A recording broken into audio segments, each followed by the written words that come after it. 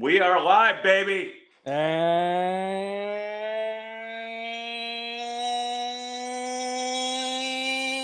welcome everyone to episode 326 of everyone's favorite wrestling podcast, the Effin' Marks. Woo! I am the brainless one. I am Jay. And Cousin you can see Jay. our names on the screen, damn it. Jay, like the Nature Boy Ric Flair said after winning the 1992 Royal Rumble, with a tear in my eyes, this is the greatest day of my life. Yeah. What's going on today? What's up, Timmy? I can't believe it. I have a name tag. It says the brainless one right there. That's me. I'm the brainless one. Yeah. Wow, this is awesome. I like this new setup. I do. Yeah. Yeah, so right now we now have a thing with StreamYard, so hopefully it will make it a better experience. So we are going to actually be able to stream live simultaneously on YouTube and the Facebooks. So no more of this like back and forth thing. We should have a solid thing. I think our video quality and our sound quality is going to end up better, and I think it's going to be fun for everybody. What's up, Mike Rainey? I agree, Cousin Jay. I do. This is great. I mean, my only issue is that I am so far away from myself.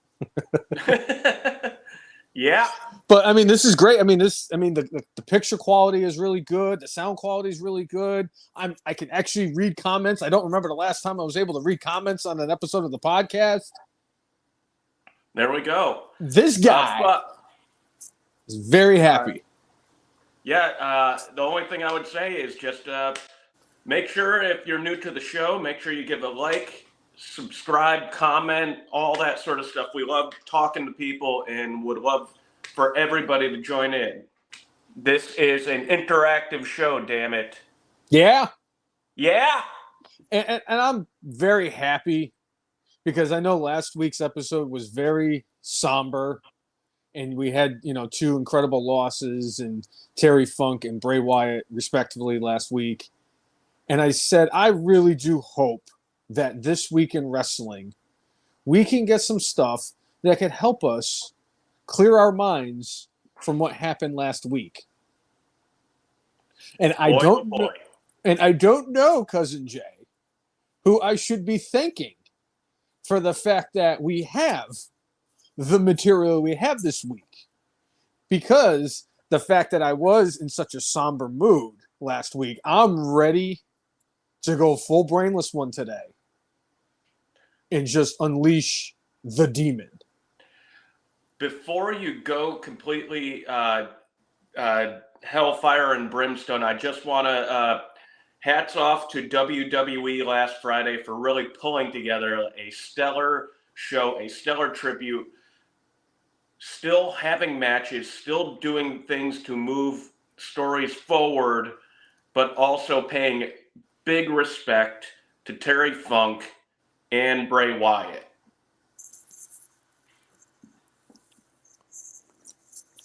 I agree. They did. It was a nice touch. I like the fact it was a little weird and awkward when they had Cody come out there and he was trying to cut the promo. He was trying to cut on Terry Funk before they introduced.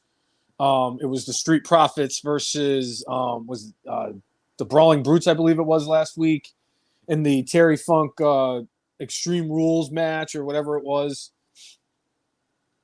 But other than that, everything was really good. I thought they did a great job with the whole Bray Wyatt stuff. I'm not discounting Terry Funk or anything, but they did an excellent job with the memorial show for Bray Wyatt. They had the right clips in there. I love the fact that they brought in Strowman for the show. I appreciate the fact that they brought in Eric Rowan, Captain Wedgie himself.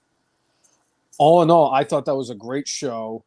And I am even happier for the fact that it was LA Knight who cut that great promo and then got to Absolutely. wrestle in the main event, and just it was just so well done.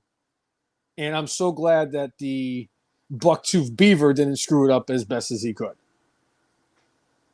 And even beyond all those things, the little bits more of the story that are coming out, it's like, oh, oh. But like I said, WWE, and clearly they were concentrating more on Bray because that's just the person that we've seen more recently who has the bigger following. But even beyond that, continuing through the week, I think it was yesterday they posted several superstars uh, talking about memories and things about Bray and what he was like behind the scenes, how he had this, really big, joyous laugh Yeah. that everybody just like they knew Bray was. It sounds like Bray could have been a mile away and you would have heard his laugh, and he was just that guy that brought joy to the locker room and was a source of light for all of them. Because when you're on the road that much, you've got to have people like that to be able to have fun and have a good time on the road. And clearly there was a ton of love for him and what he meant, not just to the fans, but to that locker room. Right. And it's been every day. I've just seen stuff every single day. It's a new thing. Somebody's posting about it, or it's just like even going on Instagram, and because of the fact that the algorithm was so out of whack last week because of what happened with Bray Wyatt, that I'm seeing posts from months, even years ago, Sure. on Instagram, and it's like it was tough enough because they brought up a really good point on the Cornet podcast. Bray Wyatt was the first active wrestler to have passed in WWE since Chris Benoit. Wow. So it had been a long time. And that was after we had Benoit, and we had Eddie Guerrero, and we had Owen Hart, and we had Brian Pillman. We had all these different wrestlers that kind of passed while they were working at WWE. And it was like, now you could see with the way that things have changed, that it's been over 15 years, almost 20 to the fact that since we lost, Scumbag. Yeah, 16 years ago. It's crazy that it had been this long since they lost somebody. And I think that's why it's so bothersome, because on top of all that, social media back then isn't like what it is now. Sure. And I think that because of the way that social media has kind of advanced over the years with the introduction of Instagram and Twitter, that more people were able to share their feelings about what happened with Bray Wyatt. So it just flooded everything. And I couldn't have, it was kind of like a bittersweet thing, because it's like I was so happy that he got his flowers. But at the same time, it's like, God, man, it's been a week and I still don't believe it happened. And the bits of information that came out talking about how I think they were saying the doctors said that he should have a defibrillator put in because of his heart condition, and he didn't. That's what it sounds like. And I believe, if I'm correct, that's what went on with Triple H. They put the defibrillator in so that way if his heart ever stopped, it would restart it. And I'm wondering how Triple H, is feeling getting this information in, going, that literally could have been him, and it almost was him. And now he has one of his performers succumb to that. I can only imagine how he feels about this, and it's probably taking him back to the spot that he was in, right, a few years back. That broke my heart hearing that too. it broke my heart that he left his defibrillator in his car or in his truck. Came into the house, didn't feel well, so he went to take a nap. Yeah. I couldn't tell you how many times I've heard that story. That's how sad it is. The fact that the man was 36 years old and had that happen to him. Yeah. But Mike Rainey had mentioned to us. He had a couple things out there. One about the AEW drama, and we will definitely get into that. It was the first thing I wrote down. Question for both of you fellas. Do you think it would be wise for them to continue the Uncle Howdy storyline, even though Bray is sadly no longer with us? Or do you think he should come back as himself and not the whole Bo Dallas gimmick, but come back as his real name and he could talk from the heart about how we're all feeling about this unfortunate loss? I would say, my opinion, don't come back as Uncle Howdy. That was part of Bray's storyline, and I know Bray would want them to continue the show and continue on, but I think continuing in that vein, I think would actually just kind of be a hindrance. And the other thing with that is I would think for Bo Dallas, it would just be a constant reminder to him. Right. And I mean, it's still so raw and fresh. If he came back, I don't even know if it would. I don't know if he'd come back as his own name, but I could foresee him coming back as Bo Dallas in some way, shape, or form. I think there were a couple of interesting turns that they were trying to do with him at points where he was trying to act like a psychopath and what have you. My favorite iteration, though, was when he was in NXT and he was, the always smiling baby face, but they ended up turning it into like he was the biggest heel because of his mannerisms and how he was portraying it. I wish they would go to something like that. Now, he ended up becoming NXT champion.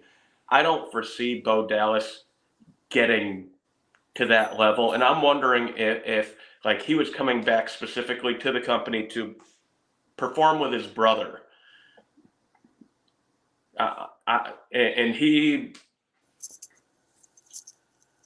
he went away from professional wrestling and was doing stuff on a farm that he'd bought, and it's he and Liv Morgan, right? I believe so. But I right now at this moment, I would foresee him more going back to the farm and just processing this for a little while. If he is going to come back as a performer, I think it might be a little while. I agree with you. I think he just ends up going home for a while and just taking the time for it to just kind of heal. I don't know. It's just I don't know about coming back as Uncle Howdy either, because that kind of would be redundant at this point. But I don't know. I think his, like you said, he came back to wrestle with his brother and do the whole howdy doody thing with Bray Wyatt. So I don't know. I mean, I thought it was a little surprising that he wasn't even there last week either. And I know that it's the day after your brother died. Would you really want to be at, a show that you're no longer a part of? But I don't know, I'm just a little surprised that he wasn't there. Well, you just don't know. You don't know what's going on. I mean, Alexa Bliss really wanted to be there, but said like flight-wise, by the time she would have gotten there, the show would have been over. Right. So. Yeah, I can understand that. And I know they got Cody Rhodes in there and Braun Strowman. They flew them both in to make sure they were there and everything. Mike Rainey saying someone brought up the fact that Bo Dallas can somehow carry on the legacy of the Wyatt storyline. but I don't think he has the kind of mind that Bray did. No. Yeah, it's like they're the same family, but just two vastly different dudes. Bray could, hold the crowd literally in the palm of his hand, and I don't think the Bo has that magnetism that Bray possessed. No, and honestly, it's because, and it's nothing against Bo Dallas. Bo Dallas is a really good in-ring performer. He was okay on the microphone. I like the Bo Leave thing. You can do whatever you want to do. All you have to do is Bo Leave. And he was a tag team champion with this gentleman. With FN Mark's Hall of Famer, Curtis Axel. It's just, the thing is that Bray Wyatt was... been watching wrestling for over 35 years at this point now. Maybe there's 5 people I can name that were better storytellers than Bray Wyatt, but I think I would be doing a disrespect to Bray Wyatt by saying that. He had a way of connecting with the fans that not too many people had. He had a gift. He was a tremendous storyteller. He was a tremendous talker. And I'll tell you, and like I said, it's nothing against, Bo Dallas, but Bray Wyatt was just a different cat. That's all there is that comes to it. Sure. Yeah. A creative genius, as Mike Rainey said. 100% agree. So getting off of that stuff and getting into the stuff that did very quickly take our mind off of it.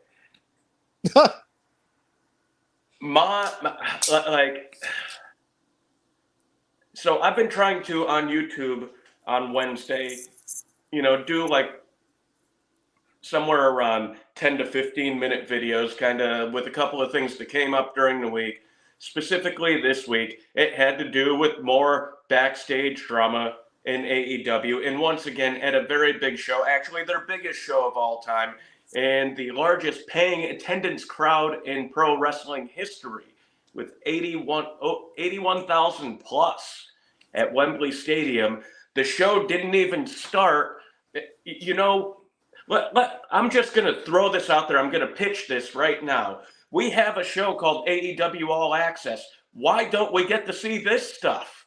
I bet there is a camera rolling back there when Jungle Boy Jack Perry sounds like he got choked out by CM Punk.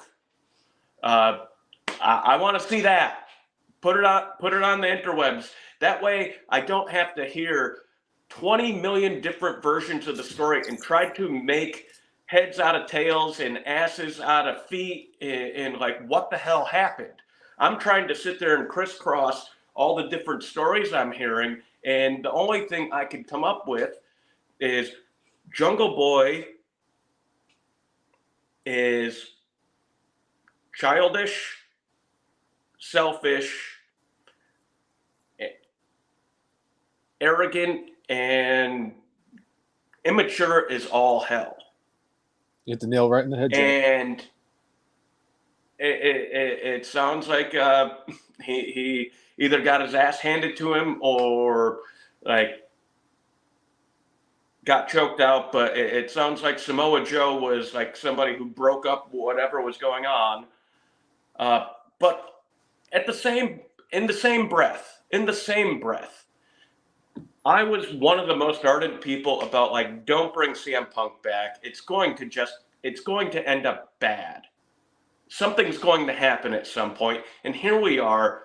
I mean, only a couple of months after he's come back. And there's already another incident. Now, in my view, if you're a mature human being and somebody's acting like a child, realize that they're a freaking child and move on. You don't need to even acknowledge them. And I think this is where Punk should grow up too. You don't even need to acknowledge him. Just like, dude, yeah, you're a fucking kid and grow the hell up. But I mean, this all stemmed from something from starting a few weeks ago. See, my thing is that I definitely would blame Jack Perry for all of this. He is completely in the wrong. And it's because of the fact that he has the affiliation with the Young Bucks and the Elite, because of the fact that they're, they like him, and that's the only reason he's even in AEW. So I have no remorse for what happened to him. I actually laughed my ass off when it sounded like CM Punk choked his ass out. Yeah. Or in the goozle? I think he grabbed him by the goozle or whatever the hell it is. He goozled him. I've been hearing some great words this week. That's fantastic. But kerfuffle. Yes, kerfuffle. There was a kerfuffle that happened behind the scenes. But rewind a couple of weeks, that they were trying to do something to set up, I think, the Hook storyline, and they were Jungle Boy specifically wanted to use real glass. I've heard conflicting reports on this also. According to some reports I've seen, Jack Perry got the okay from people to use real glass. And Jack Perry actually was supposed to have a couple weeks off, so he figured he'd have time to heal and everything would be great and everything would be fine. That's one side of it. And Jack Perry says the CM Punk came up to him and said, don't do that. And because he felt it was dangerous. There was no need to use actual glass, because they have a thing, I believe it's called sugar glass. Mm-hmm. I remember the Chris Jericho Punk storyline where Jericho kept on trying to get Punk. So they used the sugar glass. The sugar glass looks like real glass, looks like it breaks like real glass, but instead of having somebody get all tore up with blood and get cut open, but they didn't have any gimmicked up glass. So Punk, said, yeah, you shouldn't do it. Then I heard another version of the story where there were several folks, supposedly higher ups in AEW, saying, you shouldn't do that, Jack. It's not necessary for this. And Tony Schiavone was one of them. And Tony Schiavone, I think, I don't know if he's head of talent relations, but he's got an executive level thing.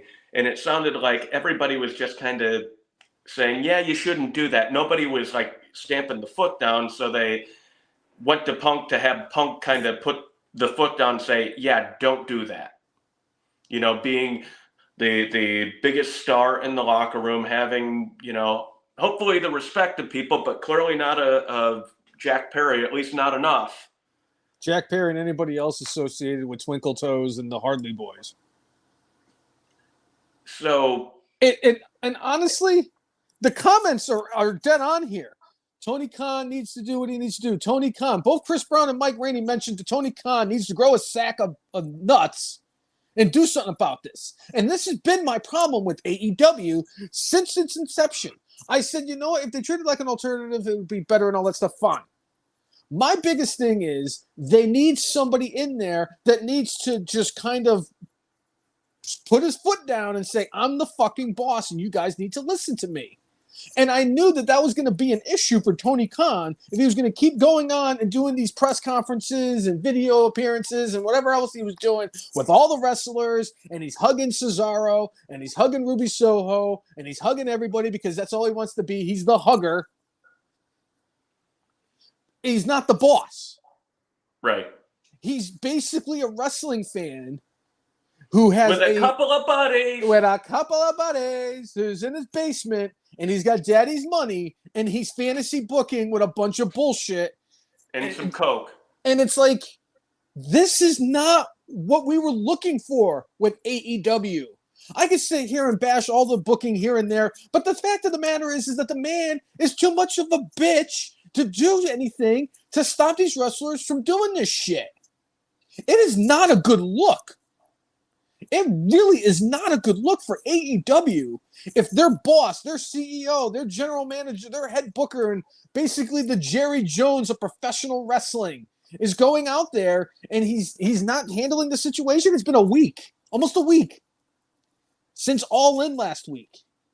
And he's like, "Oh, we're not gonna. There's an internal investigation. I'm just gonna suspend the wrestlers for It's the like, what do foreseeable." you need an internal investigation for? You were there, and you know, if Jungle Boy wanted to sit there and make a point about, real glass, he didn't have to look into the damn camera and say, it's real glass, cry me a river. You could sit there and just throw the person onto real glass and try to get your point across instead. And it's almost like Jungle Boy believes that everybody reads everything in the wrestling news sites and knows everything that's going on. And that I read one report saying that he thought that this was a great way to get extra heat for him. It's like, this is for the smart fans who are actually sitting there reading all this stuff and know what's going on. But you're not getting heat with the average fan. You're not getting heat with 99% of the people out there. They're like, what the hell was that? If anything, as somebody who is, I would consider myself a casual AEW fan, Jack Perry doing what he did turned me off from wanting to watch AEW. I didn't watch Dynamite this week. I had no reason to watch it. I was so turned off by the whole fiasco with Jack Perry and the fact that the card itself wasn't very good that I had no intentions of watching Dynamite. There was nothing about it I wanted to see. Because even after they did this, and then during that, All In, I'm sorry to, get away from the whole Jack Perry and CM Punk thing, but this was another thing that really, really irked me about how they did this with All In. So they've been building up this stupid storyline with the Blackpool Combat Club going up against the Best Friends. And then they did the whole, Anarchy in the Arena, where the Best Friends, Orange Cassidy, Eddie Kingston, and Pentagon won the match. So what did they do with that? Oh, they take Orange Cassidy, who was on the winning team, and had him fight one of his teammates, Pentagon, for no apparent reason other than just to have him have a wrestling match for the International Championship. But the winner of the match got to face Jon Moxley at All Out. It's like, shouldn't it have been Pentagon versus Moxley? Why? This is the second time that they've done this type of booking shit. Because they did the same thing with the Women's Fatal 4-Way for All In, where they had 3 of the 4 participants figured in a qualifying match, and it was Toni Storm, the former champion, who got the bye, and Hikaru Shida had to have a qualifying match. To a match that she ended up losing because she was at a disadvantage as the champion. Then she dropped the title to Saraya. I mean, we all knew that was going to happen. It was one of our 27 locks. Having those stories were like, hey, these people won in front of their home crowd. I mean, that's what happened with Darby Allin. That's when we finally, the TNT title finally jumped the shark. Was when Darby Allin won specifically because they were in Seattle.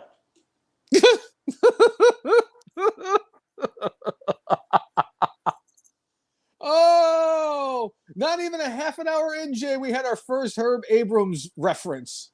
Yes. He is Herb Abrams. Who's the wrestler that's in prison that he's going to say is his head booker? Who is he going to be promoting in pay-per-views that is... Oh, that's right. He's got Owen Hart. Owen Hart's his Andre the Giant. Jeff Hardy technically was his Blackjack Mulligan because he was in jail, or he should have been at least. But this is ridiculous, Jay. This is exactly what everybody is saying. He is a fanboy. He shouldn't be doing this. All he's doing is just spending all of Shad Khan's money, wasting it away on guys who like to wrestle on trampolines and stick their fingers in other dudes' buttholes. But But they're making money. They're making money. He's not wasting his dad's money. His dad's making money on his investment. His son might have to sit there and order up like an extra kilo every month, to keep being able to book 7 different wrestling shows while helping his dad run the Jaguars and their football team over there in England. Jay, I just want to know what's going to be the breaking point for Shad Khan to pull the plug on this terrible investment. Because at some point, Tony's going to do something, or one of the wrestlers in AEW is going to do something so stupid that Shad's going to be like, no, I'm not doing this. This is bad publicity. I know that bad publicity is better than no publicity. No, not in this situation. What is it going to take? I mean, they gave us the exploding ring of death that went up like a fart.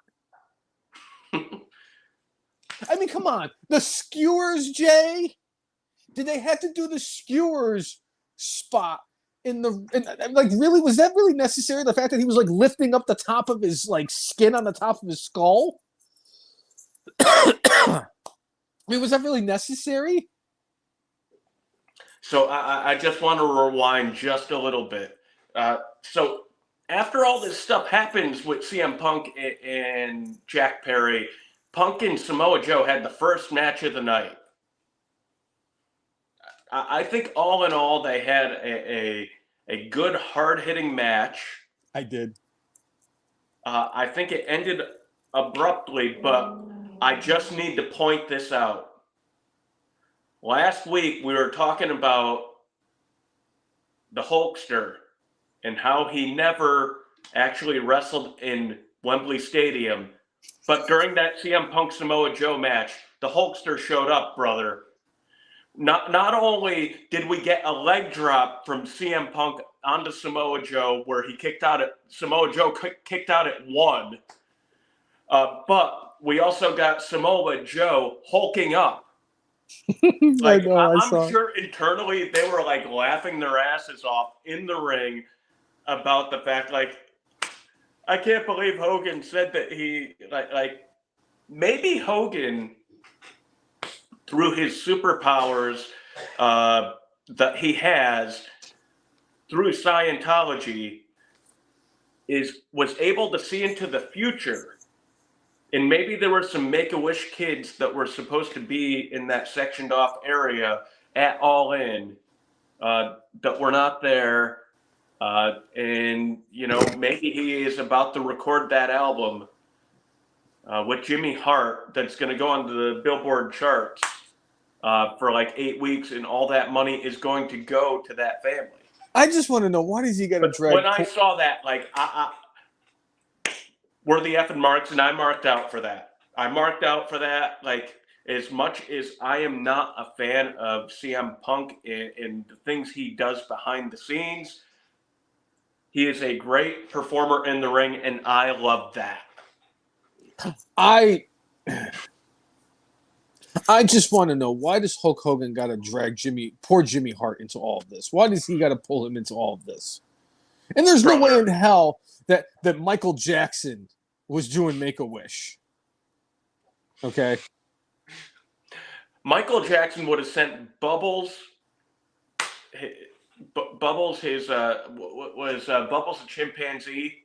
He would have sent Bubbles to his Make-A-Wish. No, you're being ignorant. No. Yeah. So, did you see those moments, and did you have the same reaction, Brainless one? I thought it was not. I thought it was great because I was like, oh, look at Punk. He's throwing the shade at Hulk Hogan, and then Samoa Joe did his thing, and I'm like, hey, I can't argue with the greatest Samoan cookie seller of all time. So when he's sitting there and he's hulking up, I really enjoyed that. I thought that their match was a little clunky, but considering the circumstances that CM Punk had to get into it with one of his co-workers, the fact that Samoa Joe had to go and talk him into it, I think since we're, I'm coming back to this now, the more I think about and the more I hear about everything that has happened, it keeps pointing to me that this is all Jack Perry's fault. Oh, it 100% is. As much as it all started with Jack Perry, it does come down to the only thing you can control is how you react to the situation. And I think Punk should have just left it alone and said, "You're an effing asshole. I'm going to go out there and have my match, but we're going to have some words when I get back." I think that in most situations I would agree with you, Jay. But the fact is he's not just a child. He is a child that is very much tainted by the elite. So they're going to try to get him to do whatever they want him to do because he feels like he has the EVPs in his back pocket. And it doesn't hurt the fact that he is also Dylan McKay's kid. Right. Let's not forget about the fact that Luke Perry's kid is probably the biggest laughingstock and the biggest piece of shit in all professional wrestling right now. He's going to start getting Dominic Mysterio heat for all the wrong reasons. And how he interacted with people when they announced All In being in Wembley Stadium. If I'm Tony Khan, like, I think I make this suspension a permanent firing of Jack Perry. He doesn't seem like he's grown up enough. I think he needs to get fired to hopefully straighten his ass out. It's entitlement, Jay. The kid is very entitled because of the fact that he grew up a Hollywood kid. He's from Hollywood, California. He grew up in that area. He's the son of one of the most legendary television characters in our lifetime. And I just feel like there's a whole bunch of entitlement with him. And that's the reason why he acted the way he did. And the fact that he is also friends with Matt, Nick, and Kenny, that really plays a role in it. And he's lucky that it was CM Punk. Could you imagine if he was in WWE and did that shit to like Brock Lesnar? Right. Could you imagine if he looked in the camera and said, "Cry about it, Brock"? What CM Punk did would have looked like a freaking what I would have done to him compared to what Brock's going to do to him. Right. On a separate note, Convent Mecha says, "Hello, good morning, watching from Kenya." Hello. How are you? We are in Virginia in the United States. Thank you for tuning in. He actually has a prayer request. "Continue praying for my orphanage here in Kenya. We really passed through many challenges like lack of food, shelter, and clothing for the 35 orphan children I care for here in Kenya." Convent Mecha, dear Heavenly Father, I pray that you protect those people and you feed those people and you give them what they need in this moment, every moment, from here on in. I ask all this in Jesus' name. Thank you for tuning in. Make sure you give us a subscribe and like on our page. We'd really appreciate it. We like people joining in and talking with us. Anyway, Brainless One, I just need to do that. So. No, you're fine. And honestly, like we were on the topic of All In from last week. Can you name a pay-per-view that both of us have done so poorly on predictions? I mean, we both said that Adam Cole, we both said that Aussie There was no way. There was no way they were going to win the tag team titles, and they won the tag team titles. You know what? It did play into the storyline later on that day, and I'm okay with that. I'm okay with being mostly wrong on this pay-per-view. I prefer when it's not predictable. See, I don't even know which one really upset me the most. I think it was probably because of the fact that the biggest lock of the week, well, the second biggest lock of the weekend was the Young Bucks were supposed to beat FTR. But right. I just, again, it's Tony Khan.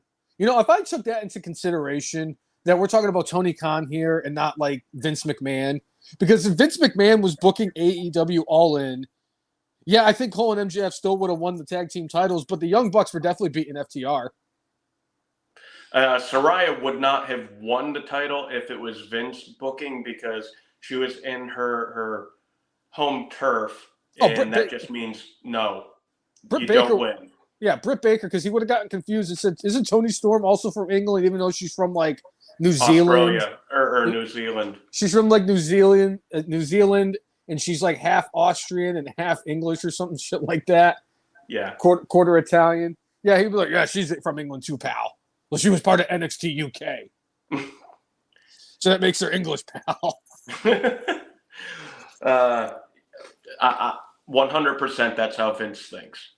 Mike Rainey, I didn't think they should have brought Punk back. So if he gets fired from this, so be it. See, I'm in a disagreement on you. I think they should have brought Punk back. They don't have that big star power wrestler in AEW like they have in CM Punk. I'm sorry, no disrespect to Chris Jericho, but he's like 50. He's like 52, 53. He's Chris Jericho. I know he's the GOAT of GOATs. That guy's 90. You see that guy? He's like 90. I know he's like he is the GOAT of GOATs who has goated more than GOATs have ever goated in the history of GOATdom. But he's also in the back. You know, he's definitely on hole 17 in the 18 holes of his wrestling career. So you can't really rely on him. John Moxley just wants to have garbage death matches with everybody. Daniel Bryan can't stay healthy. They're booking Claudio Castagnoli the same way that Vince McMahon books Cesaro. I don't care that he is the Ring of Honor champion. Can you name me any other champion in Ring of Honor that isn't Samoa Joe or Claudio Castagnoli? MJF and Adam Cole, baby. That's not fair. We were just talking about it.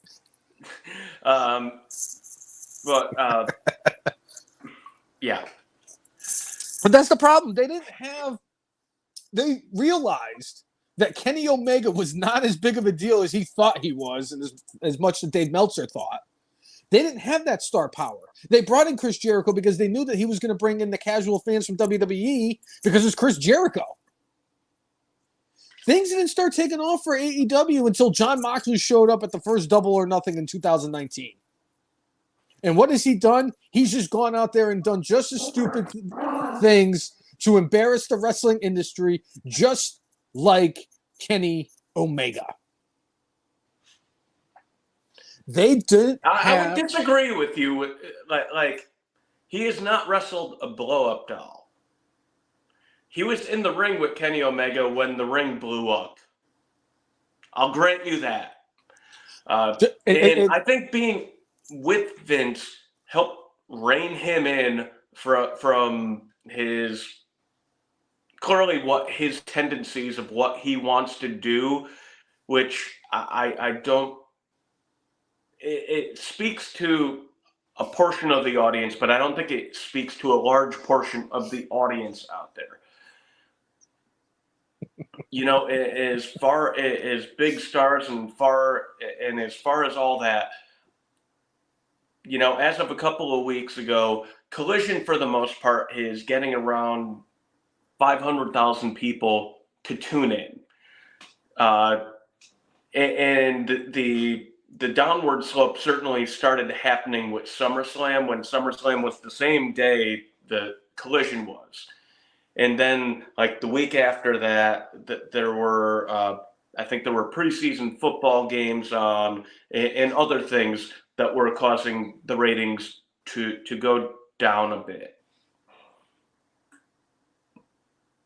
It's not going to get any easier for AEW on Saturday nights. They're going to have to compete with college football now for the next 3 or 4 months. There's going to be other things out there that they have to compete with. And, you know, CM Punk ain't no spring chicken either. He's in his mid-40s. And, you know, he probably has another handful of years left if he wants to. If he doesn't get fired from this, that he could be a top-level contributor on this show, and yeah, I'll just say that I don't think taking CM Punk off of Collision is going to have a ginormous adverse, at least television ratings, wise difference for AEW Collision. It could mess with their pay-per-view stuff because he does bring in people. He is a big star. You hear the reaction that he got when he came out at All In, when he comes out to almost any arena. You know, when somebody comes out and they just react to the music and instead of reacting like, oh, that was a great match, you know, by the end of the match, like when the crowd's super hyped into it, like they react to hearing his song. They react to MJF.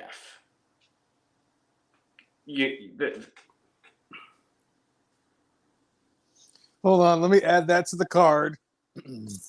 Yeah. The hell's my really?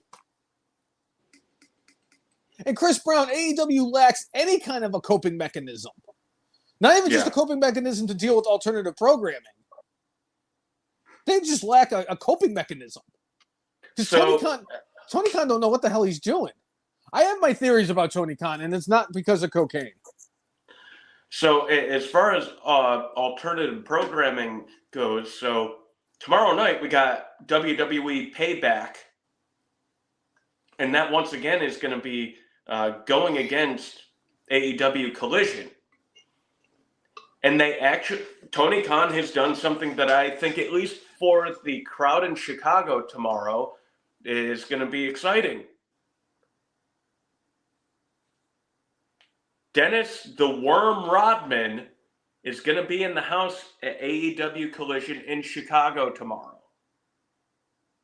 The crowd is going to be hyped. Whether or not that's going to translate to people actually tuning in, I'm going to say probably not. I think people are going to mostly tune in to Payback. I mean, to be fair, there's one match on the Payback card tomorrow that I might see what's on Collision instead. And that's because it's the match between Rhea Ripley and Raquel's back. Yeah. Or rack back. Rack back. That's what Raquel Rodriguez says. She's rack back. Hey, everyone. I'm rack back. Wherever the thing she does with her back. Tim loves rack back. Rack back is his favorite.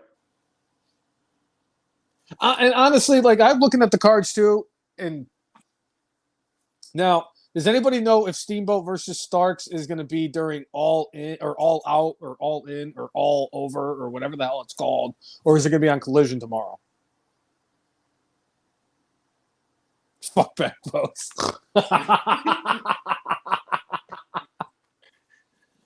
Yep, Tim loves her. Loves her. Oh, I mean, if at worst, Chris Brown is that he'll do the same thing that the Snoop Dogg did at WrestleMania, where he'll probably get in the ring and score a victory because somebody will blow a quad or something. Right.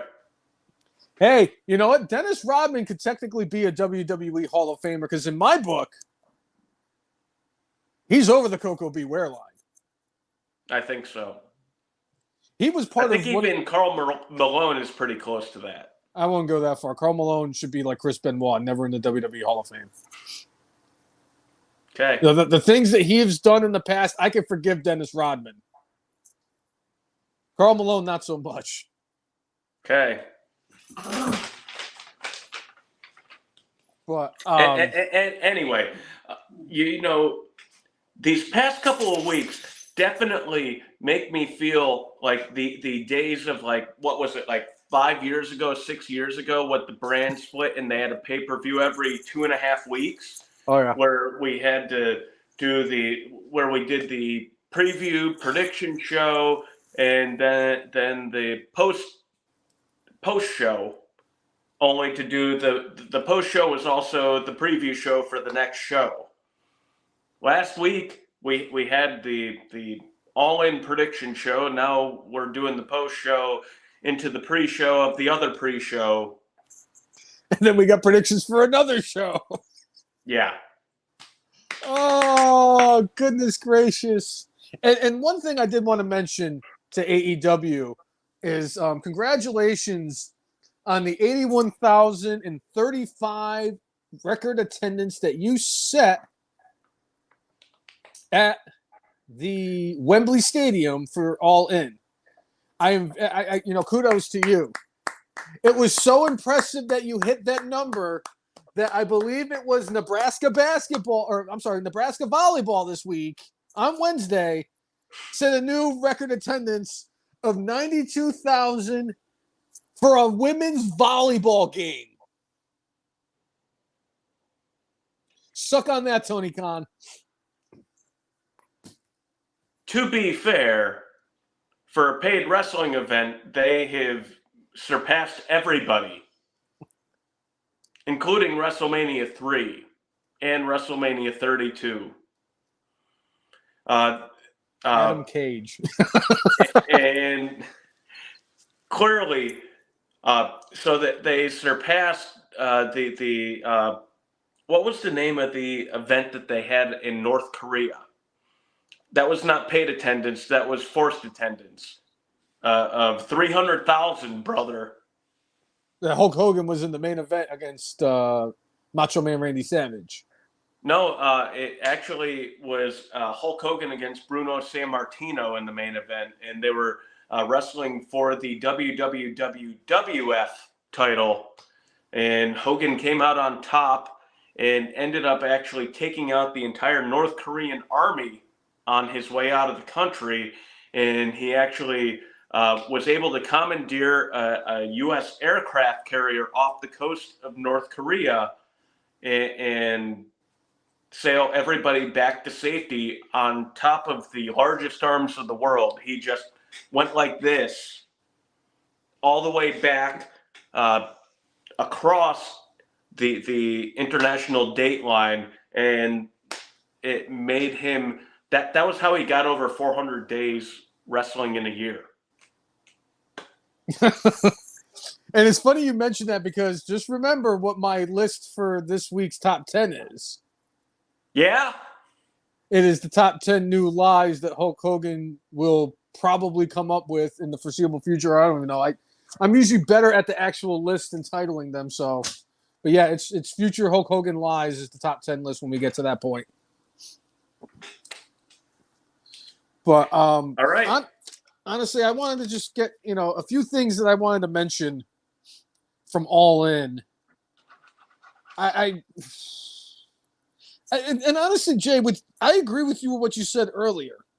I would much rather have a card where I am either half off on the predictions or completely off on the predictions than to actually, like I did that one pay-per-view for AEW. I think it was their first one. I think it was Double or Nothing, or one of their Double or Nothings where I was perfect.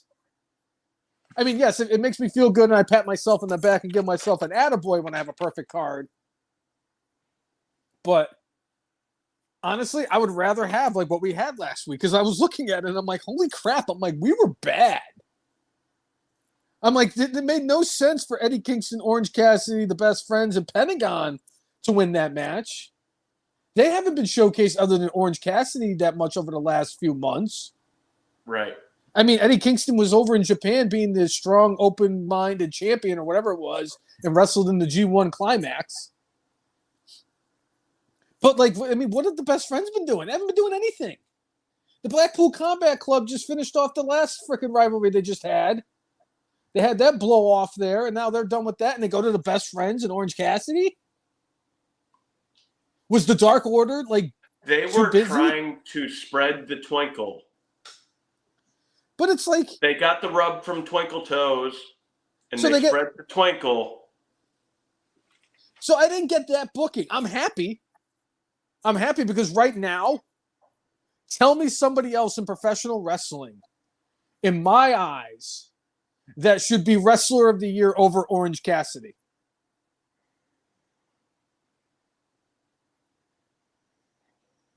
He has defended the title like 30-something times, successfully. He was in a match where it was, 20-on-1? And he won. Yep. As much as Roman Reigns just passed 3 years as Universal Champion. Orange Cassidy beat 20 people at once. Orange Cassidy is the greatest champion in professional wrestling right now, and I know that haunts Jim Cornette's dreams at night. The fact I think he sees Orange Cassidy as the modern day Santino Marella, and he can't deal with that. I agree. He thinks about the boogeyman. I'm going to get you.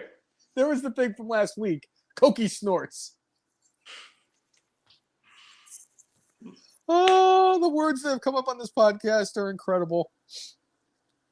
But anyway, I mean, honestly, we both thought the Bucks were going to beat FTR. Right. But clearly, Tony Khan doesn't have a spine. It's either that or Cash. Hold on. I have a theory, and it's not this guy sucks. Okay. It's very possible that Cash Wheeler held up Tony Khan at gunpoint and said, "You're not taking these titles off me." You might not be wrong. Woo! I mean, honestly, booking-wise, it's the best decision they made at freaking All In. If they had put the tag team titles on the Bucks just like that and had them beat FTR, and which, by the way, after their classic from All In, they were all buddy-buddy on Wednesday, apparently, and now they're teaming up at All Out. Jay, you've been watching this longer than I have. You've watched a lot more wrestling promotions than I have. Make this make sense. How are FTR and the Young Bucks 1 week on All In at the pay-per-view fighting for the tag team championships, and then the following week at the next pay-per-view, we won't even get into that part, where we're having back-to-back belly-to-belly pay-per-views for a wrestling promotion and not getting any kind of a kickback for getting both. But how do you have two tag teams that were just fighting for the tag team titles 1 week, joining forces with each other the following week to take on not even a common enemy?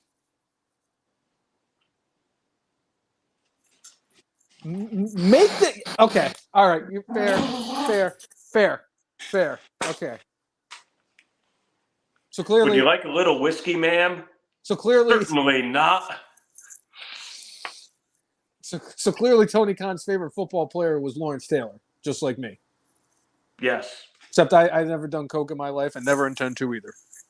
Oh, I'm out of water. Damn. Sad. Well, I mean, honestly, the one thing I did like the fact was it was such an unpredictable card. I mean, we both had the House of Black. I like what they made it sound like. Daddy Ass was going to be retiring and done, and they end up winning the Trios Championship, and now they're introducing new titles. So Daddy Ass apparently has some gas left in the ass tank.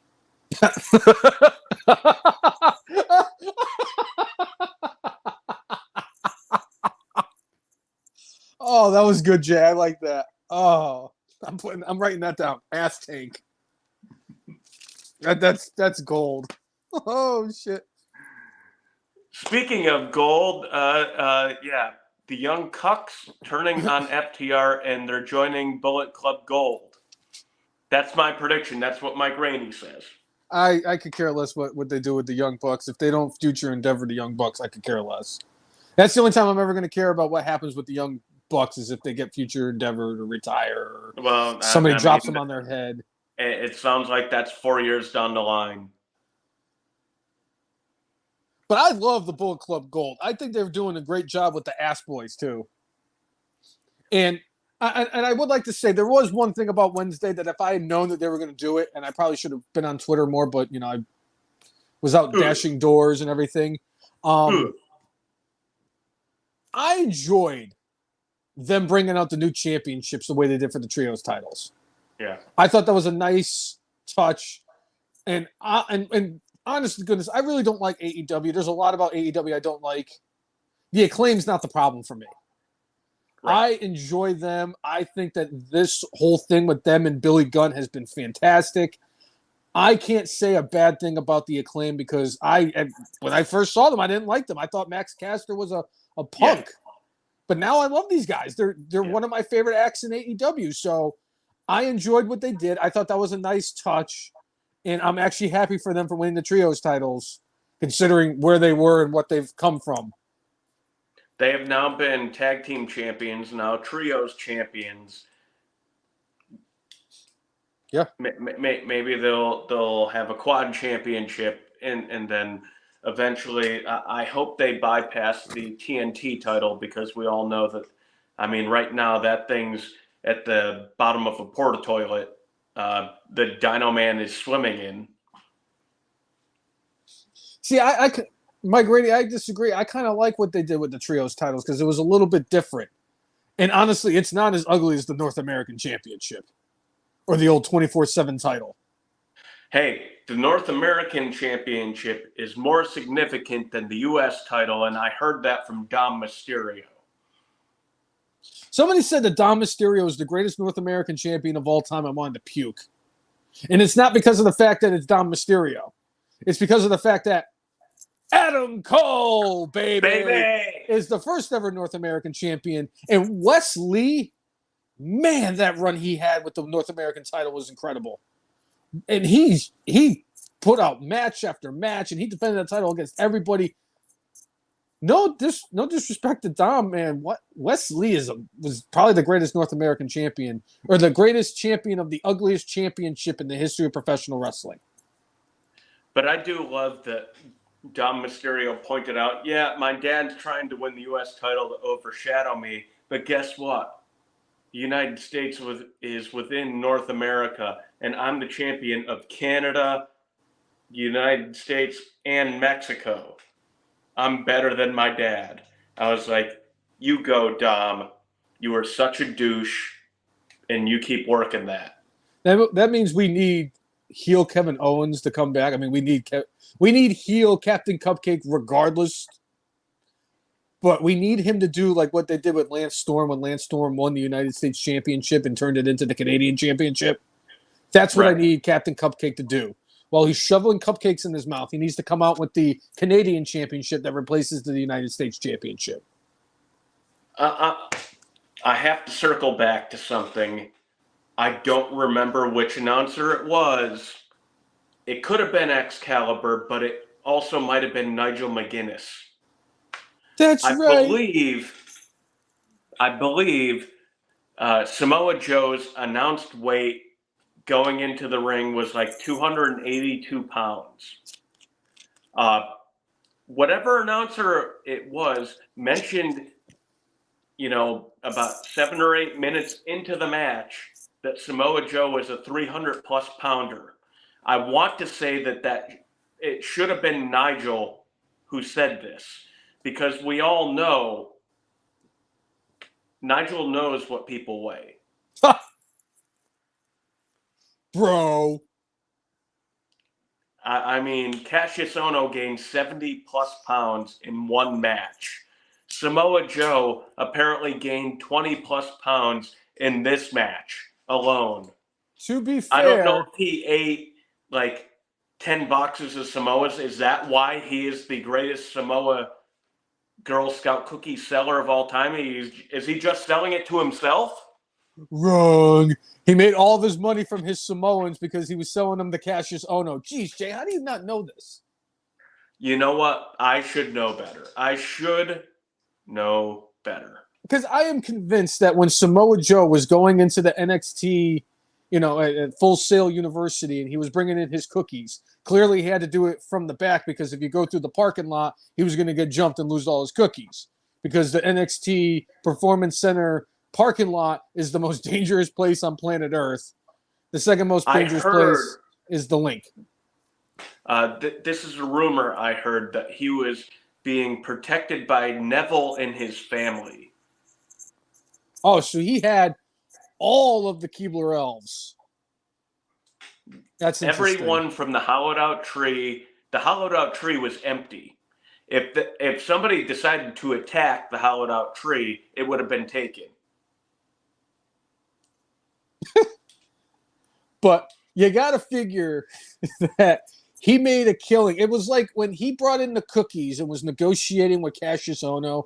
I figured it was like the episode where Daryl is selling Girl Scout cookies and him and Toby are going into competition, Yes. and they both want Kevin. Hungrier.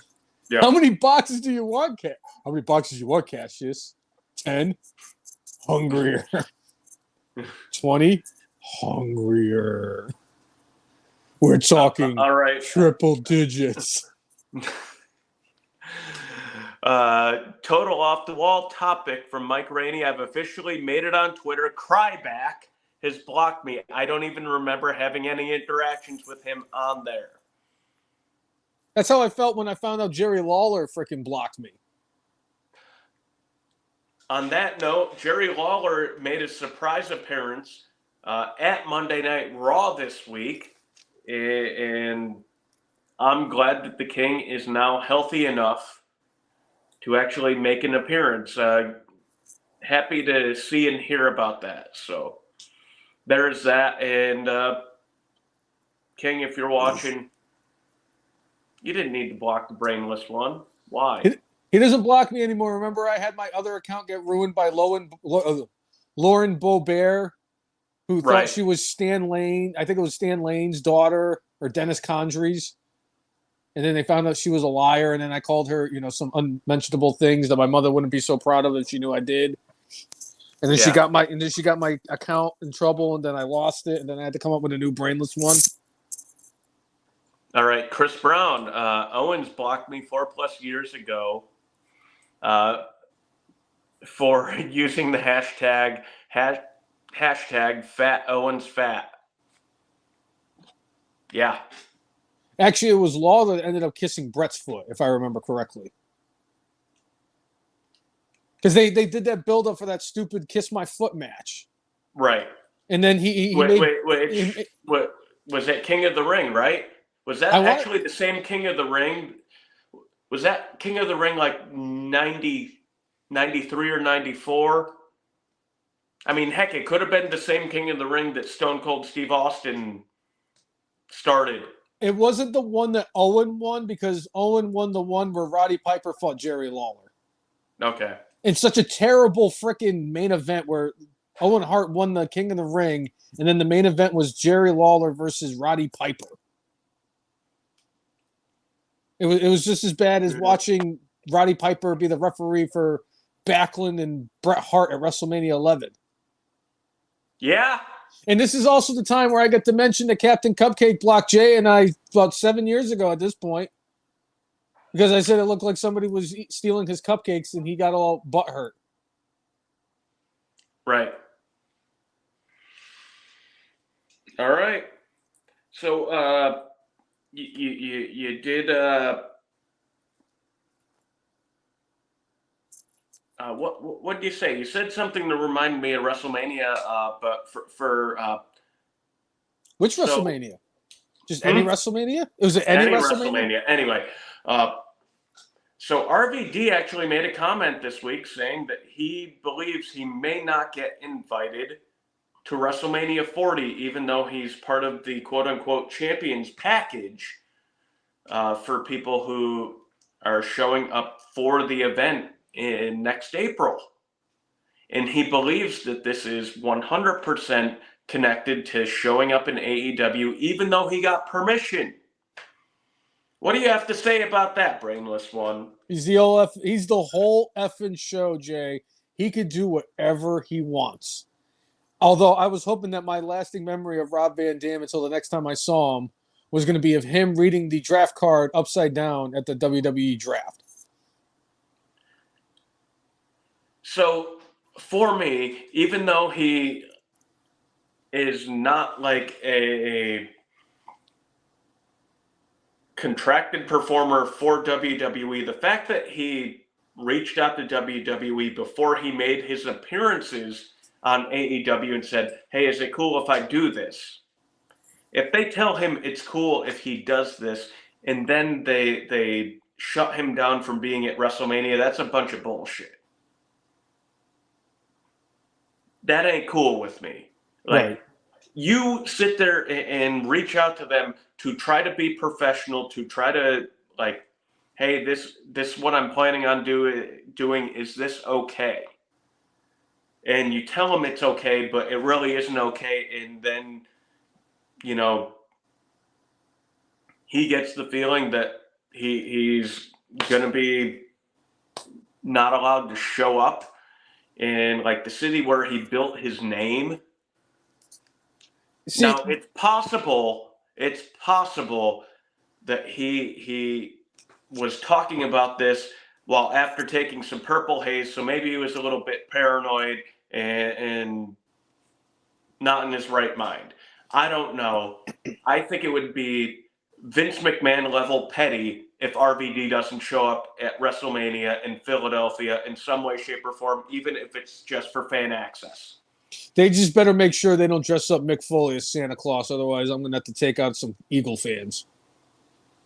Yeah. Like they did the poor Santa Claus Yeah. at the old vet. Damn it. Santa didn't deserve that. How do you throw snowballs at Santa Claus?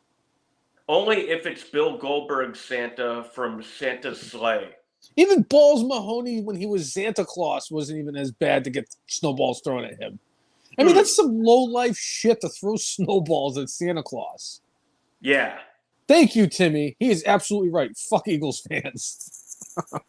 On a good note for Tim, it appears the Commonwealth of Virginia is making a push to get the Commanders into our state. Yeah. All right, Chris Brown, I've got a question for you guys about something that came up earlier today with regards to Endeavor taking takeover, aka Shane wants back in to carry on Vince's legacy, and Hunter supposedly telling Endeavor if Shane's back, he's gone. I think Endeavor is smart enough to know, like, do you go with the legacy name or do you go with the person who actually knows what the hell he's doing? Shane, to an extent, knows what he's doing, but Triple H Really knows what he's doing. yeah. Yeah? Yeah? Personally, people are talking about like they want to see Shane McMahon back. I didn't even want to see Shane McMahon come out at WrestleMania 39 this year. And then, of course, it ended up being the greatest thing I've ever seen at a WrestleMania when he blew out his quads just like his dad at the Royal Rumble. But I don't need to see Shane McMahon anymore. That ship has sailed. After what he did at the Royal Rumble, what was it? I think not this past one, but the one before, where he pissed off everybody because he was trying to make the Royal Rumble about himself, just to build up a match against Seth Rollins. That ended up not happening, and Seth Rollins ended up instead of fighting Shane, he ended up fighting Cody. Whoa! Adrenaline in my soul. Yeah. So I don't need to see Shane McMahon wrestle. I especially don't need to see Shane McMahon and Hulk Hogan at WrestleMania 40. And I cannot stress this enough. Triple H deserves to be the one that carries on the legacy. Because after all those years of feuding with the corporation, D-Generation X runs WWE. Chris Brown, I'm going to have to disagree with you. He said that this is going to get ugly fast. I don't see Endeavor bringing Shane back. I would see them bringing Stephanie back before they did that. I agree. All that being said, Stephanie isn't going to be back with her father being back in charge. If Vince does a full official retirement from his dastardly ways after his spinal surgery, I could see her possibly coming back.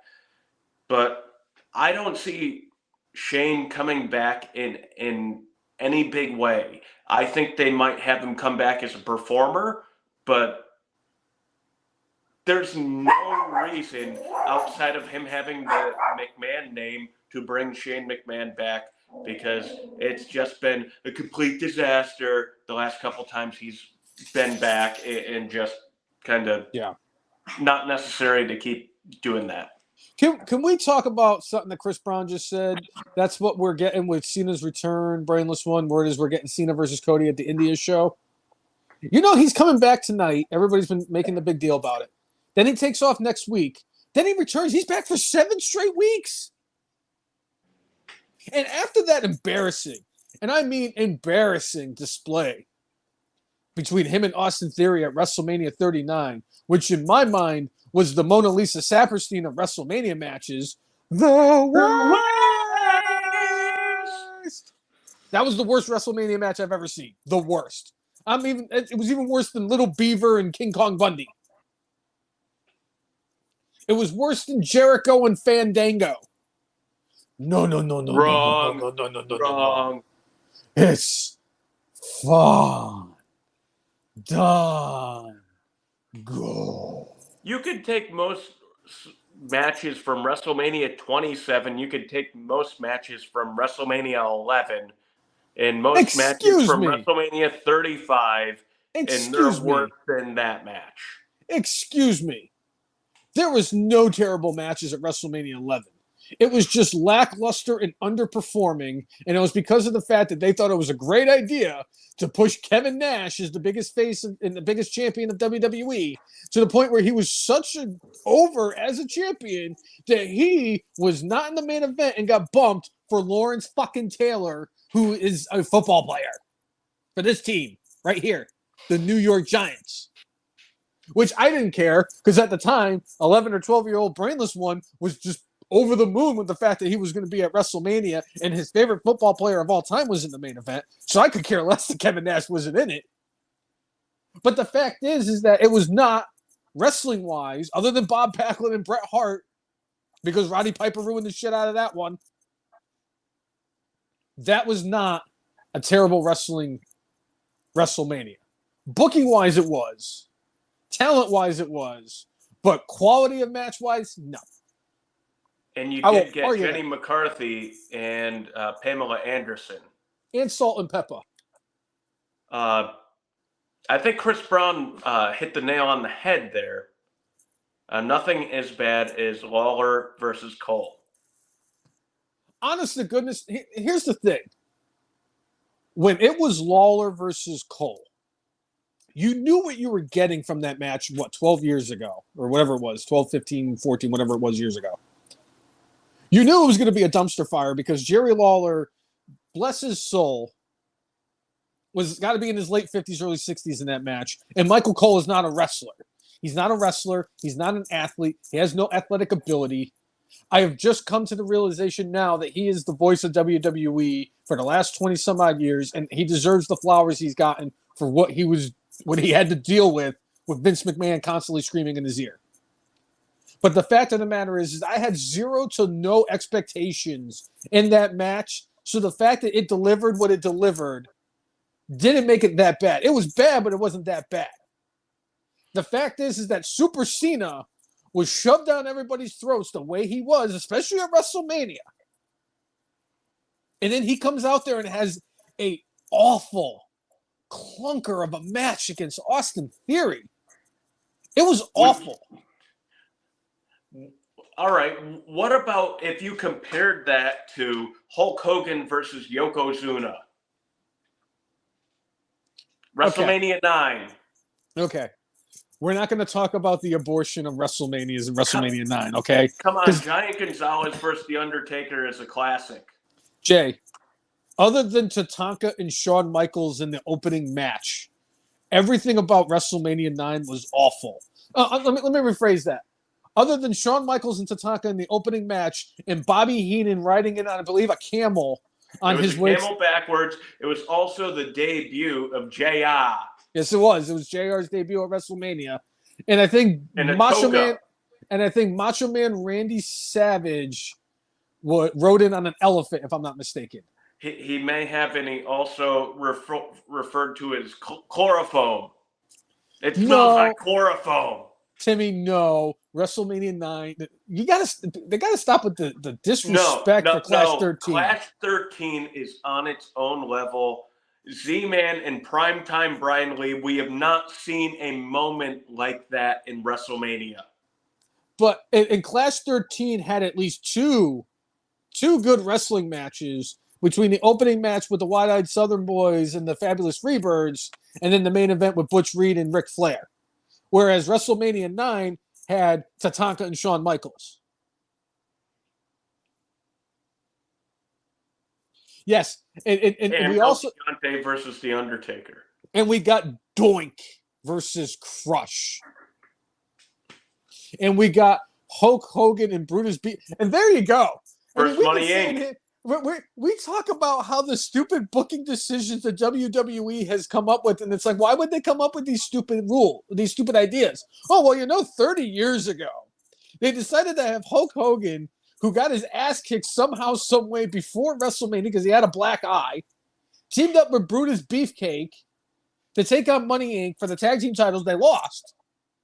And then after Bret Hart lost the title to Yokozuna in the main event, for whatever reason, let's just bring Hulk Hogan out for no apparent reason.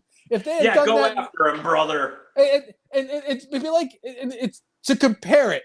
It would have been like if Cody Rhodes went into WrestleMania this year as the champion, lost to Roman Reigns, and then John Cena was talked into going, or Roman Reigns was talked into going if it wasn't Roman as the guy who beat him.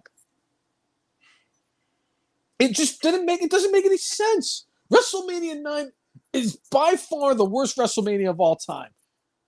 Timmy, you got to remind me, what was one of the matches, or Jay, what was one of the matches from WrestleMania 27 to refresh my memory? That was Miz versus John Cena. That was Miz and Cena in the main event. I know that wasn't the prettiest wrestling match. They told a story. WrestleMania 27 had the Snooki. 2.5 good matches. It had the Snooki. Snooki actually was performed at a high level. She was the half match. She performed at a high level. I argued. What was that? The one where Orton went against Kane and actually pulled out a pretty good match against Kane. Anyway, that might have been. And I think CM Punk actually had a pretty good match on that card. Maybe he was going against Orton. It was him and Orton because I don't remember because sure. Yeah, I think that was the year he fought Orton because that was one of the years I was like he has the main event. And then he did a main event WrestleMania 28 when he fought against Chris Jericho for the title. And then he didn't wrestle in the main event of 29 when he fought against The Undertaker. I want to say it was Randy Orton because he had a hell of a run. Hey, I guess my co-host is now John Cena because I can't see him. Yeah.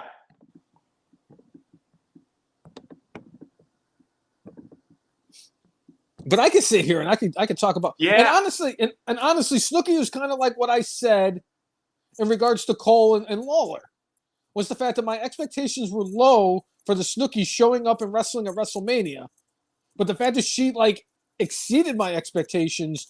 I don't think WrestleMania 27 was as bad. In fact, the one that Floyd Mayweather fought the Big Show was worse. That one never made any sense. I didn't even like that match. I actually regret spending the money for that match. That was WrestleMania 24. That's what it was. Oh God. WrestleMania 24 had the Flair versus Shawn Michaels retirement match that Flair ended up retiring 50 years later in a match where he fell asleep. He was so bored. By the way, I should have said this earlier. Snooki wants mush mush. I saw her on TV the other day because they're having the 80th family reunion of the Jersey Shore. They have a new show with the Jersey Shore people. And I looked at the wife and I said, why? Why did you do this to this country? Why did you give us these people? Yeah. Yeah. The Snooki. The Snooki wants smush smush. Oh, God. That was Alberto Del Rio versus Adam Edge. Yep. Cody versus Ray was a great match, though. Yeah, and I think Cody ended up bringing back the old school IC title after that match, if I'm remembering right. It was the one against the Big Show. Oh, okay. It was either the one that I think he either won it from the Big Show or before he lost it to the Big Show. Just You give me might a actually be moment. So right. I'm going to click over here on the WrestleMania 27 card. See what we got here. No, you're fine. Hey, you could be right though, Jay.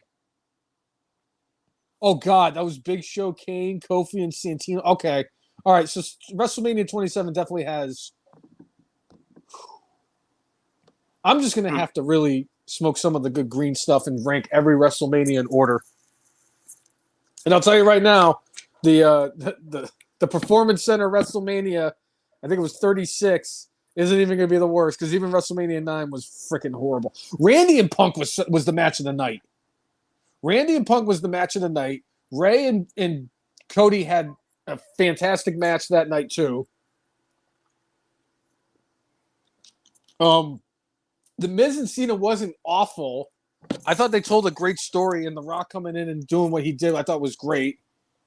And they did have the it was the Undertaker second Triple Triple H. H Undertaker match at WrestleMania, and to me that was actually the match of the night for me.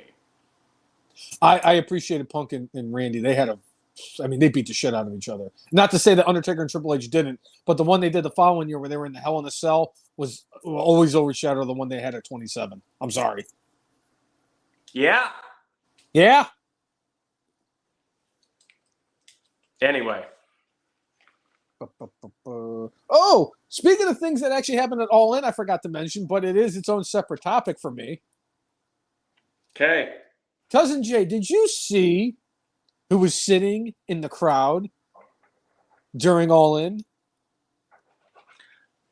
I saw that one Mercedes Monet was there. Is that who you're referring to? That is exactly who I'm referring to. And the only thing that we were missing was Michael Cole screaming, "It's boss time." I agree with Tim. Fuck Sasha. Yeah, I'm not a fan of hers anymore. Oh yeah, and they said as soon as she's medically cleared to compete again, she's going to be wrestling for AEW, and that the idea was it was going to be her versus Saraya for the AEW Women's Championship, so that Sasha could fuck her neck up again.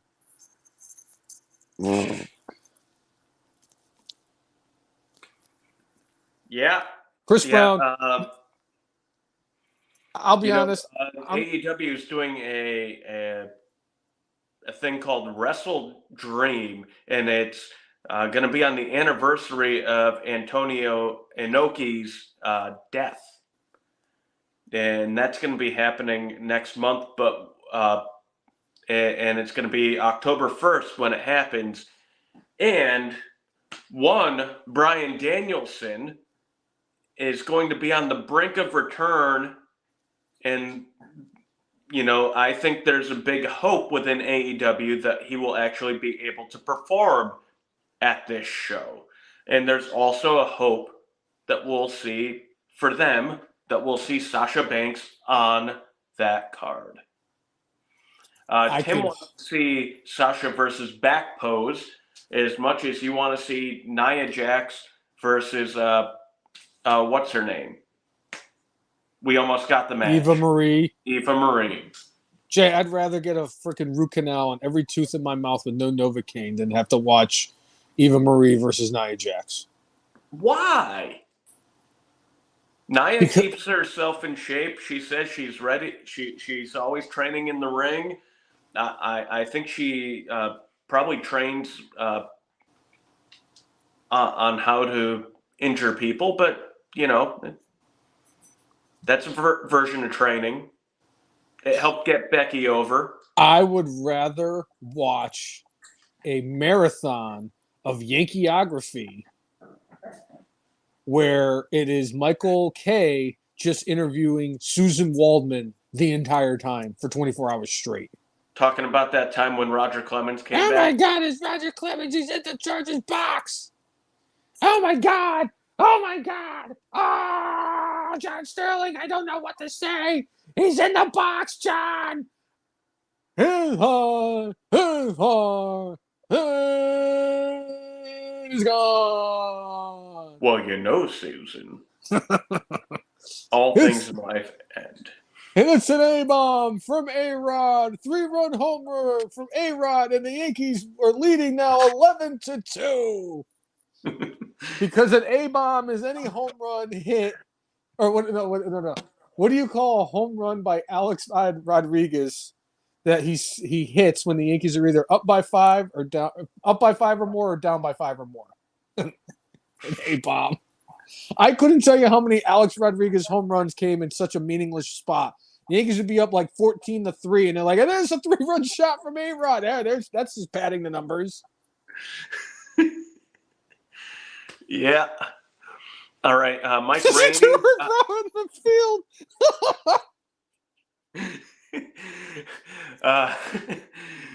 Mike Rainey says, I lost all respect for Mercedes after she did what she did with WWE. I understand she wasn't happy with how the women's division was being used, but what she did, I just can't condone that. I 100% agree.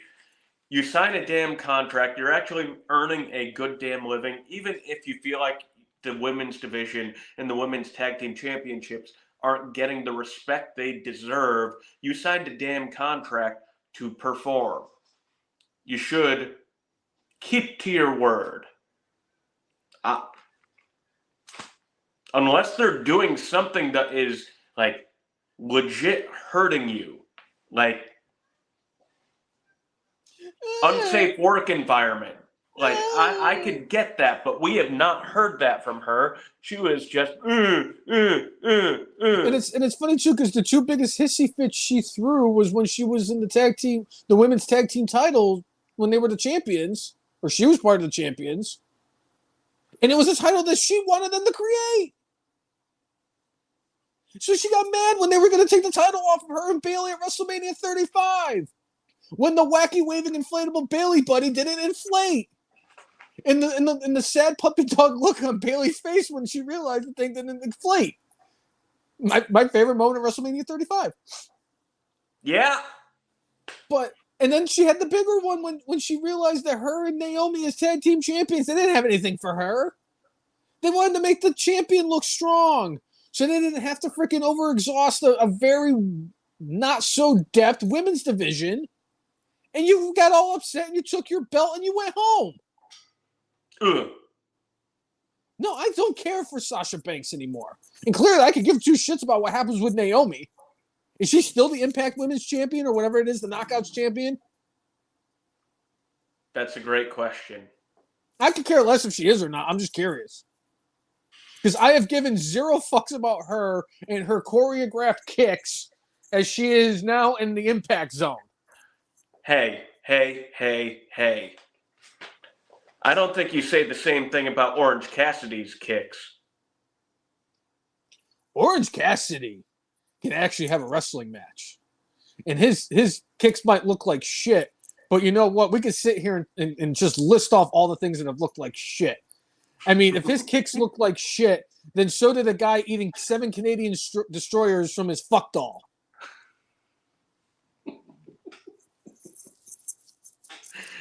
Oh, and the fact is that Orange Cassidy and Pentagon were exchanging Canadian destroyers, and Bubba Ray Dudley even came out and said it. Rip to the Canadian destroyer. Oh, no, Bully Ray. You and I both know that the Canadian destroyer has not returned to its glory as a move in wrestling since Kenny Omega delivered 7 consecutive ones to himself while hanging on to the fuck doll that him and Kota Ibushi share. And people wonder why I hate Kenny Omega. The fans of the Elite, and they come after me. How could you say this about Kenny Omega? Did you watch him wrestle the blow-up doll? Have you not seen him do that?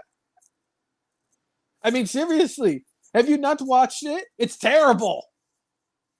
If you can sit there and watch all 11 minutes of that wrestling match and actually consider wanting to continue watching wrestling going forward, I applaud you. I question a lot of things in my life after watching that 11 minutes of crap. Wasn't enough drugs on the planet. I almost felt like I should have been like Tony Khan after watching that. That's why he signed him. All right. Speaking of people who can't wrestle, so they had the NWA show this past weekend where the Funkasaurus defended the NWA World Heavyweight Championship against EC3. Somebody call my mama. Funk is on a roll. Funk is on a roll.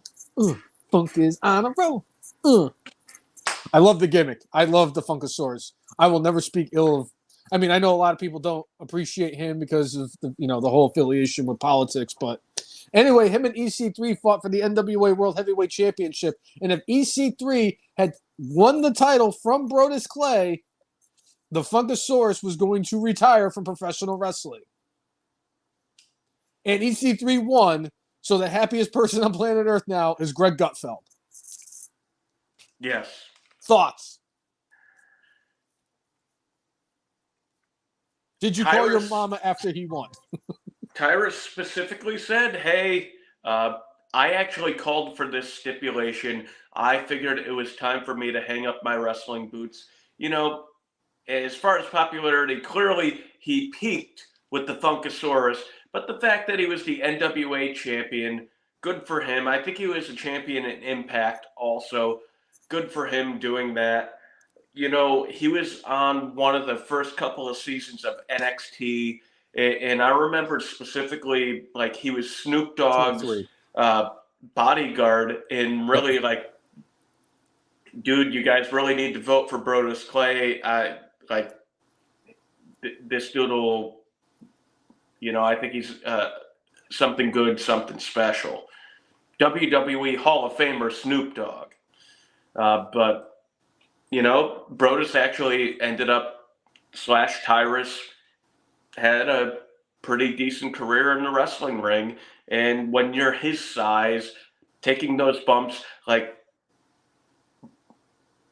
Braun Strowman is a big man who bumps an awful lot. And I'm guessing that that's part of the reason why, after only a handful of years in the professional wrestling industry, and powerlifting too, to be fair, that he's already having neck fusion because he takes a lot of bumps and does not wrestle like a giant where, you barely ever, fall to the ground. You're talking about a dude who is like 380 pounds falling to the ground a lot. And he's 50. But a guy like Tyrus, again, like he kind of got to start late as far as like in pro wrestling and being that size. His career, he did pretty well for himself. So good for him and going out the way he wants to. His last match was a title match that he lost. So one of the greatest swerves in WWE history. The way that they were building him up after the whole NXT thing, and kudos to John Laryngitis. Oh yeah, I've been talking to Brodus Clay, and he's really upset, and he can't wait to come out here and take out his frustrations and weeks and weeks and weeks. And then they were like, "And come from Planet Funk, the Funkasaurus, Brodus Clay." And I'm like, wait, what the fuck's going on? My exact words. And then I saw it, and I was like, this is the greatest thing I've ever seen in my entire life. Was it the quickest 180 you ever did on anything? It's debatable. Okay. It's debatable because I've done some pretty quick 180s. Your 180 on Dom Mysterio ended up taking several months because Dom Mysterio won you over. Dirty Dom. No, there might have been another time where I saw somebody, because I did the same thing with Orange Cassidy. I didn't like him at first either. And now he's like my favorite wrestler in AEW next to the Danhausen. Speaking of which, I'm hoping that the Danhausen is coming back soon. I hope so too, because I miss him on TV. He was my favorite part about WWE, AEW. I will curse you. He is very nice. He is very evil.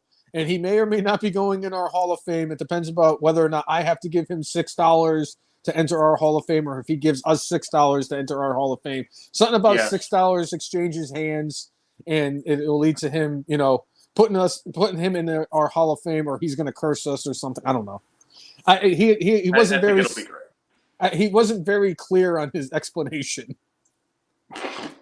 So I said, "Don't worry, Muda's going in instead." Yeah. Yeah. Yes, Tim. Cena does have time now that the actors are on strike. And, that was one of the reasons why I believed The Rock was going to show up at SummerSlam and some things were going to start. But apparently, The Rock has a completely different perspective where he thought it would be a bad look as far as the strike goes to show up on WWE television. I don't agree with it, but I don't know what he knows about the movie industry and all that jazz.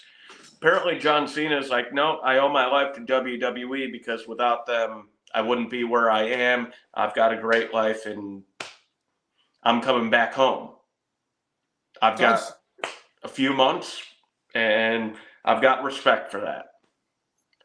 I got some hustle and some loyalty to that, too. He needs to get on the gas again, though. I'm sorry. He's got to get bulked up. He's got to get in the roids. He needs to be Super Cena again. He can't go out there looking like a dad with a dad bod and dad hair. In the movie Vacation Friends 2, that's on like a Hulu exclusive. They specifically have a scene where the back of his head gets set on fire so they could storyline wise explain why he has no hair back there. Does he look like Jim Varney more? Yes. Is that why he looks weird now? Because he's starting to look like Ernest? Yes. John Cena goes to camp. John Cena is going to be Slink in Toy Story 5. Woody! Cena looks weird now. Anyway. That's great. Yeah? Should we get to some predictions for these cards? Well, it depends. Would you like to hear my top 10 first before we get to these predictions? Yeah. You know what? We need to hear about Hulk Hogan's future lives before we get to the predictions. So, yes, after last week when we were going to touch base on the whole Hulk Hogan lies, and I know I spent an entire episode talking about his lies and did the top 10 lies that Hulk Hogan said, and then we heard more about him and Michael Jackson and Mr. T. That whole story, I'm sorry. I heard that whole story about the Make-A-Wish kid that died right before the show, and Hulk Hogan said he had a particular smell. He had a particular stench. Not that he smelled bad, brother, but he did not smell good. I don't. Jay, it's harder and harder for me every single day to keep that man in my Rushmore. The Rushmore he deserves to be on is Embellisher of the Year or Liar of the Year. Don't worry, Jay. He's going to have a special Marquee Award because I like to do the pre-show Marquee Awards, like to do for the Oscars, with the lesser awards. Obviously, the most important awards like Wrestler of the Year and the Wettest Hair will be a part of the main show. But by the way, Hulk Hogan, I heard in an interview, proclaim that he had the wettest hair. Well, according to this, the brainless top 10 lies Hulk Hogan will eventually come up with in the foreseeable future. Number 10, he's going to claim that he left Linda Hogan after catching her in a threesome with Jerry Saggs and Marty Jannetty. Number 9, he's going to claim that the story behind Good Will Hunting was based off of him. He's not wrong. Number 8, he will claim that L. Ron Hubbard appeared in his dream and told him to recruit Nikolai Volkov and Charlie Sheen to join Scientology or else his whole career would be wiped out forever. Yeah. Number 7, he will claim that he came up with the idea of cryptocurrency, but when he brought it to a millionaire's attention, he was laughed at by Elon Musk. Elon Musk has since denied said rumors. Number 6, he will claim that he once body slammed Haystacks Calhoun in Madison Square Garden to save not only Bruno Sammartino, but Jimmy Hart from a brutal attack. Unfortunately, Hogan and Calhoun's paths never crossed in WWF. But it's something that Hulk Hogan would say. Number 5, he will claim that he was supposed to get the lead role in They Live, but missed the call during his 400-day wrestling extravaganza that he did in one calendar year. Yeah. Yeah.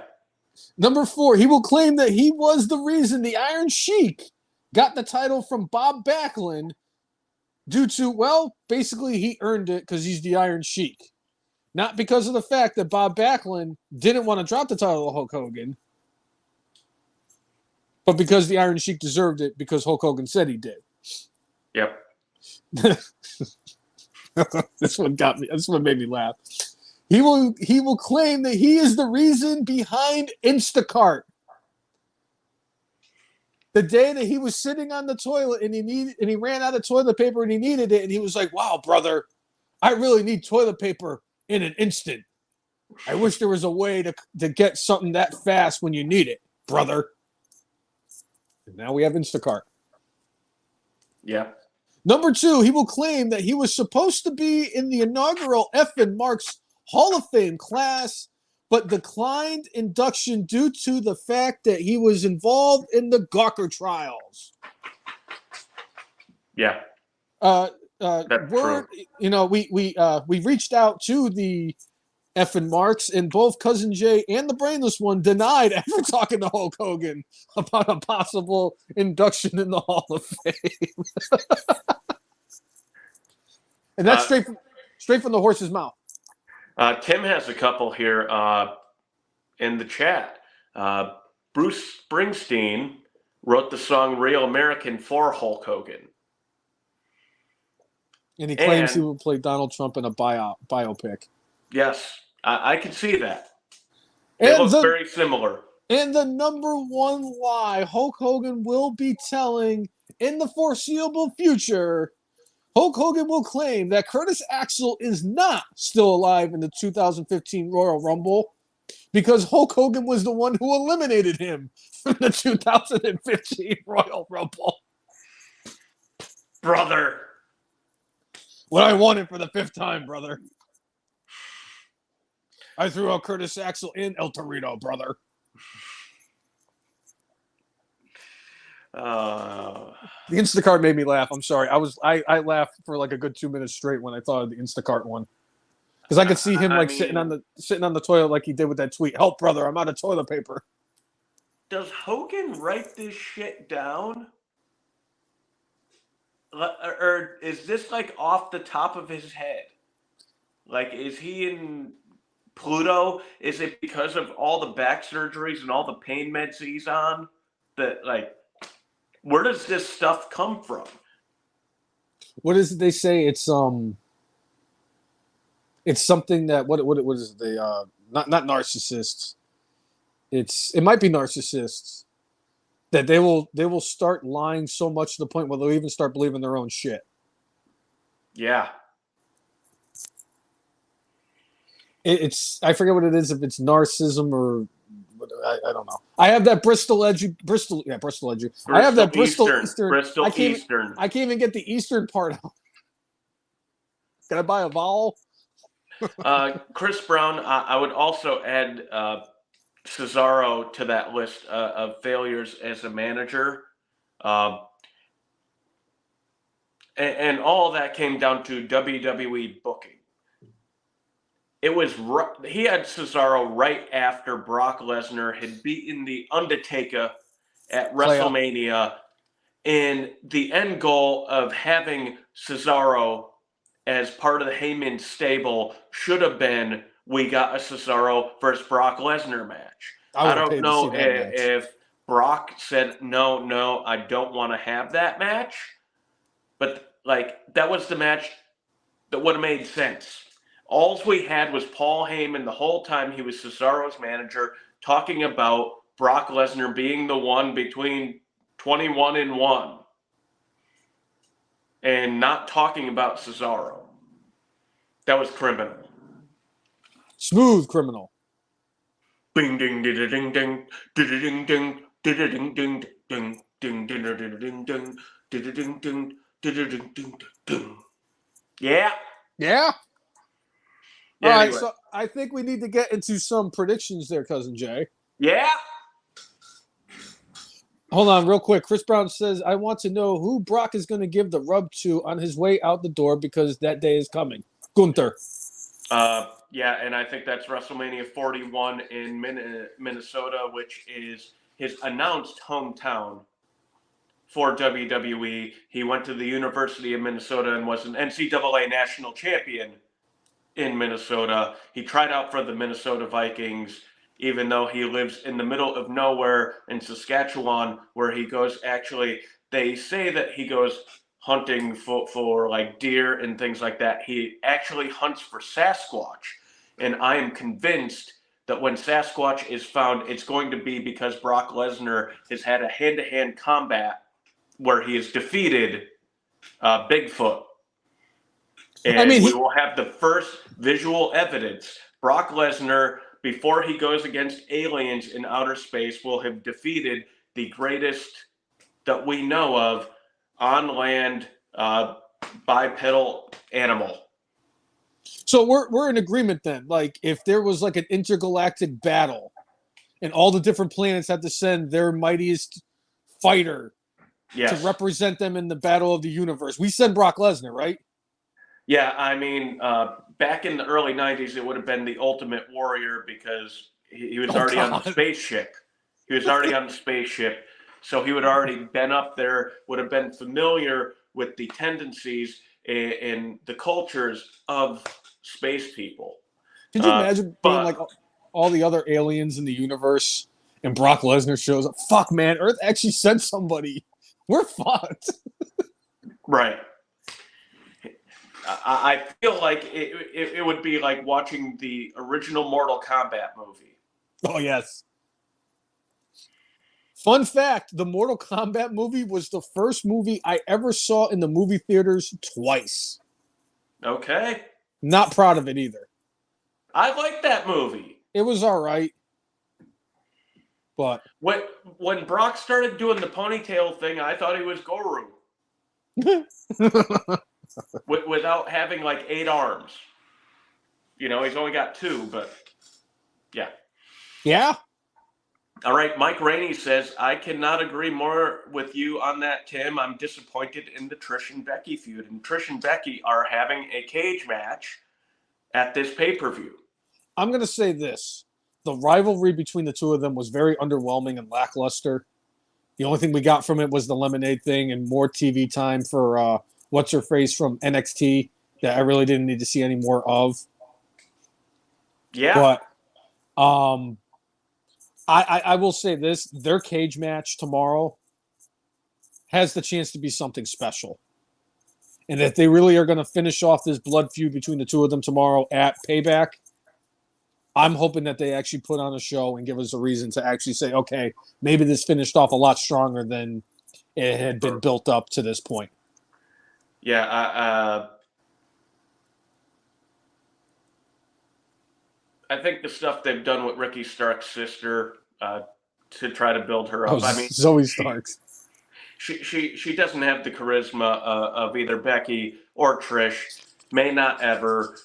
You can tell she's working hard and trying to do her best there, but I guess we'll see. But I think this like you said, I think this has the potential to be similar to Rhea and Charlotte at WrestleMania, where the buildup was just shit. And then they delivered. I remember the prediction show for WrestleMania. I was like, I think they're going to have maybe one of the best matches, and it's going to have to be like one of these slow build matches because they're both too good in the ring. So I think we're going to get a satisfactory, hopefully, end to this feud. And hopefully we see Trish continuing and have feuds against other people to help build them up and build up that women's division. But I'm going to go with Becky Lynch winning this match tomorrow night, 8 p.m. And I think that's the only way to end this feud. You don't bring, a legend back to necessarily put themselves over, specifically if they're going to be back for at least a extended amount of time. Like Stone Cold Steve Austin beating Captain Cupcake at WrestleMania. It's like, yeah, that was a one-off thing, and Captain Cupcake eating cupcakes in the ring with Stone Cold Steve Austin puts him over more than he was before when he was just eating cupcakes by himself or with Neville. Right. Yeah. I agree with you. I think Becky does end up taking this match against Trish. It makes too much sense. Trish is here basically to give the rub to a lot of people, and I think that with the way that this is being booked, Becky's going to go over on Trish. But I think this also leads to Zoe Stark and Trish getting the cracks in the foundation of their partnership, and we see that come crumbling down tomorrow. All right. I just wanted to be known because I'm looking at the Payback pay-per-view right now, or premium live event. Yeah. 6 matches on the card. Don't like the number. I know that Triple H is trying to go more quality over quantity. I have a feeling that at some point tonight we're going to get another match announced for tomorrow, because I think 7 would be a good, nice number. But I do want to mention the fact that in a 6-card match, or a 6-match card for Payback tomorrow, it has twice as many women's matches than All In had. Sad. Twice as many matches as All Out has on Sunday. Sad. So I applaud WWE for the fact that not only we're going to get Becky and Trish at Payback inside a steel cage, but in the other women's match, Women's World Champion Rhea Ripley going up against Rackback. Tim's favorite. This is almost, to me, as easy as when we had WrestleMania Backlash. Rhea's winning this.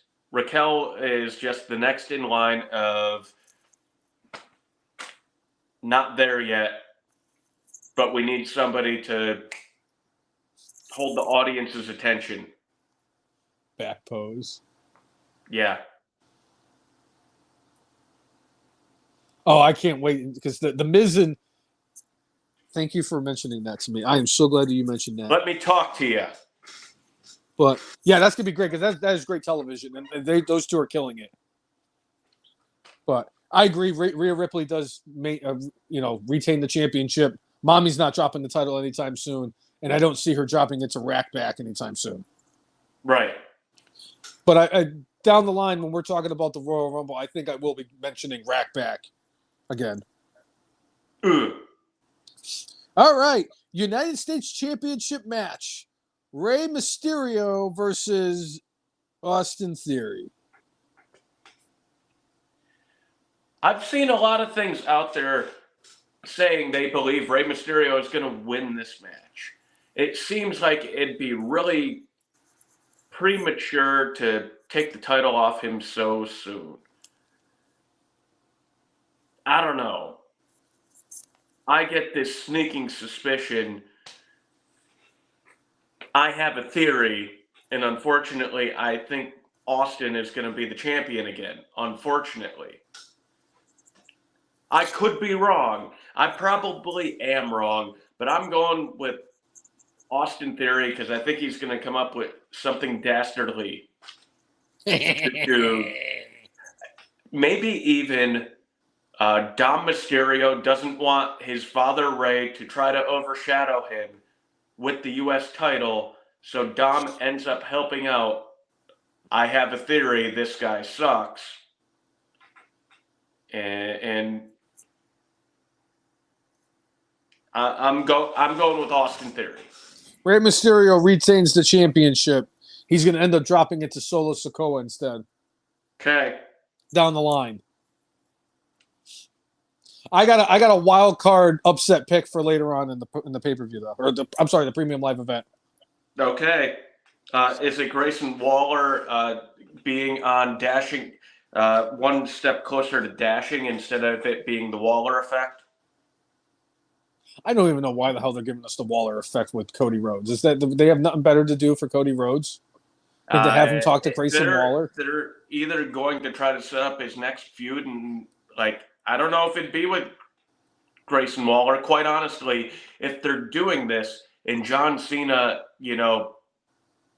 that they've had some stuff with Grayson Waller and John Cena. I think this should set up to have with John Cena being the host of Payback tomorrow.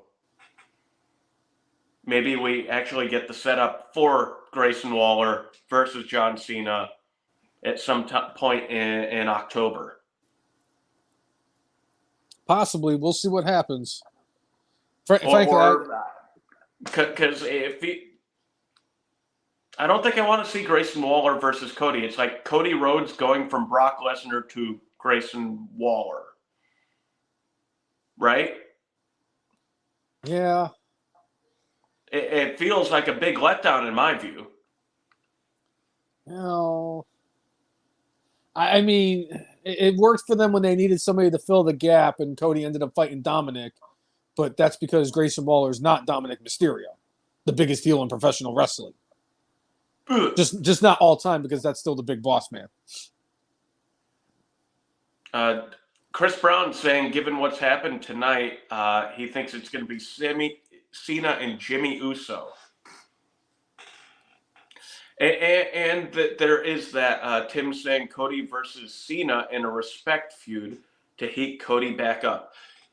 Cody has said he would like to face John Cena before Cena packs it in. So maybe Cena shows up on the Waller effect while Cody's there, and Cody just challenges him. It's not going to be the same. No, Cena is supposed to be tag teaming with Seth Franklin Rollins in India, and I forget who they're going against. Imperium. They're fighting Ludwig Kaiser and Giovanni Vinci, or Vinci, or whatever the hell his name is. Is it Ludwig or Ludwig? Ludwig. I know they change it every other week. Ludwig. Ladies and gentlemen, here's the Intercontinental Champion, Ring General Gunther. By the way, Gunther is going to surpass the Honky Tonk Man in about a week. And guess what? WWE Monday Night Raw is going to be in Norfolk right after he passes the Honky Tonk Man. I don't know if the honky meter is going to make a reemergence. I don't know if the Honky Tonk Man is going to be showing up at the arena, but I'm going to be there. Yeah?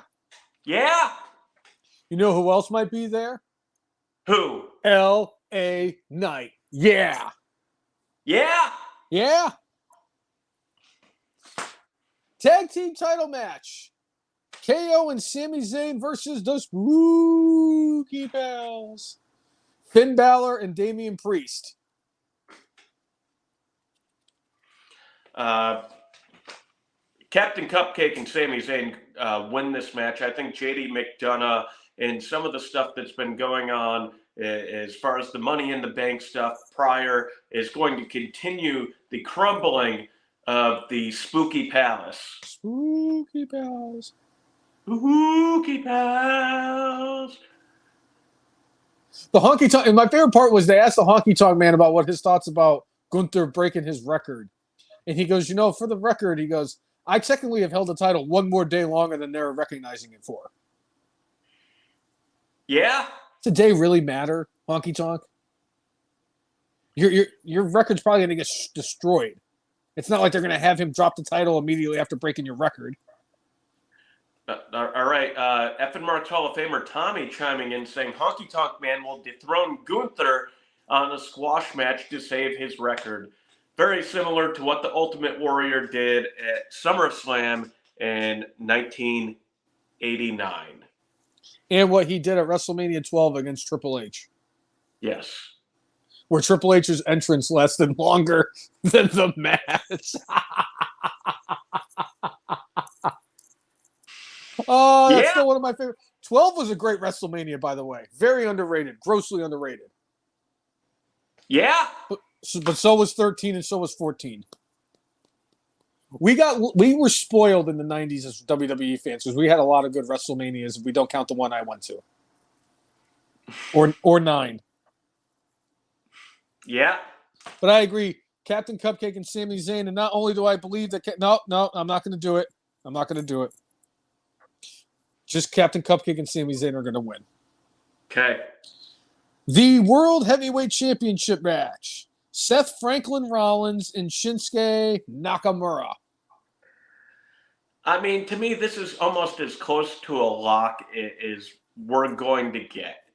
As much as they've been doing a good job of trying to make you believe, just maybe, Nakamura could do it. When you have the person come out of nowhere to be from, like, not really shown on TV to, like, you're putting them in a main event spot.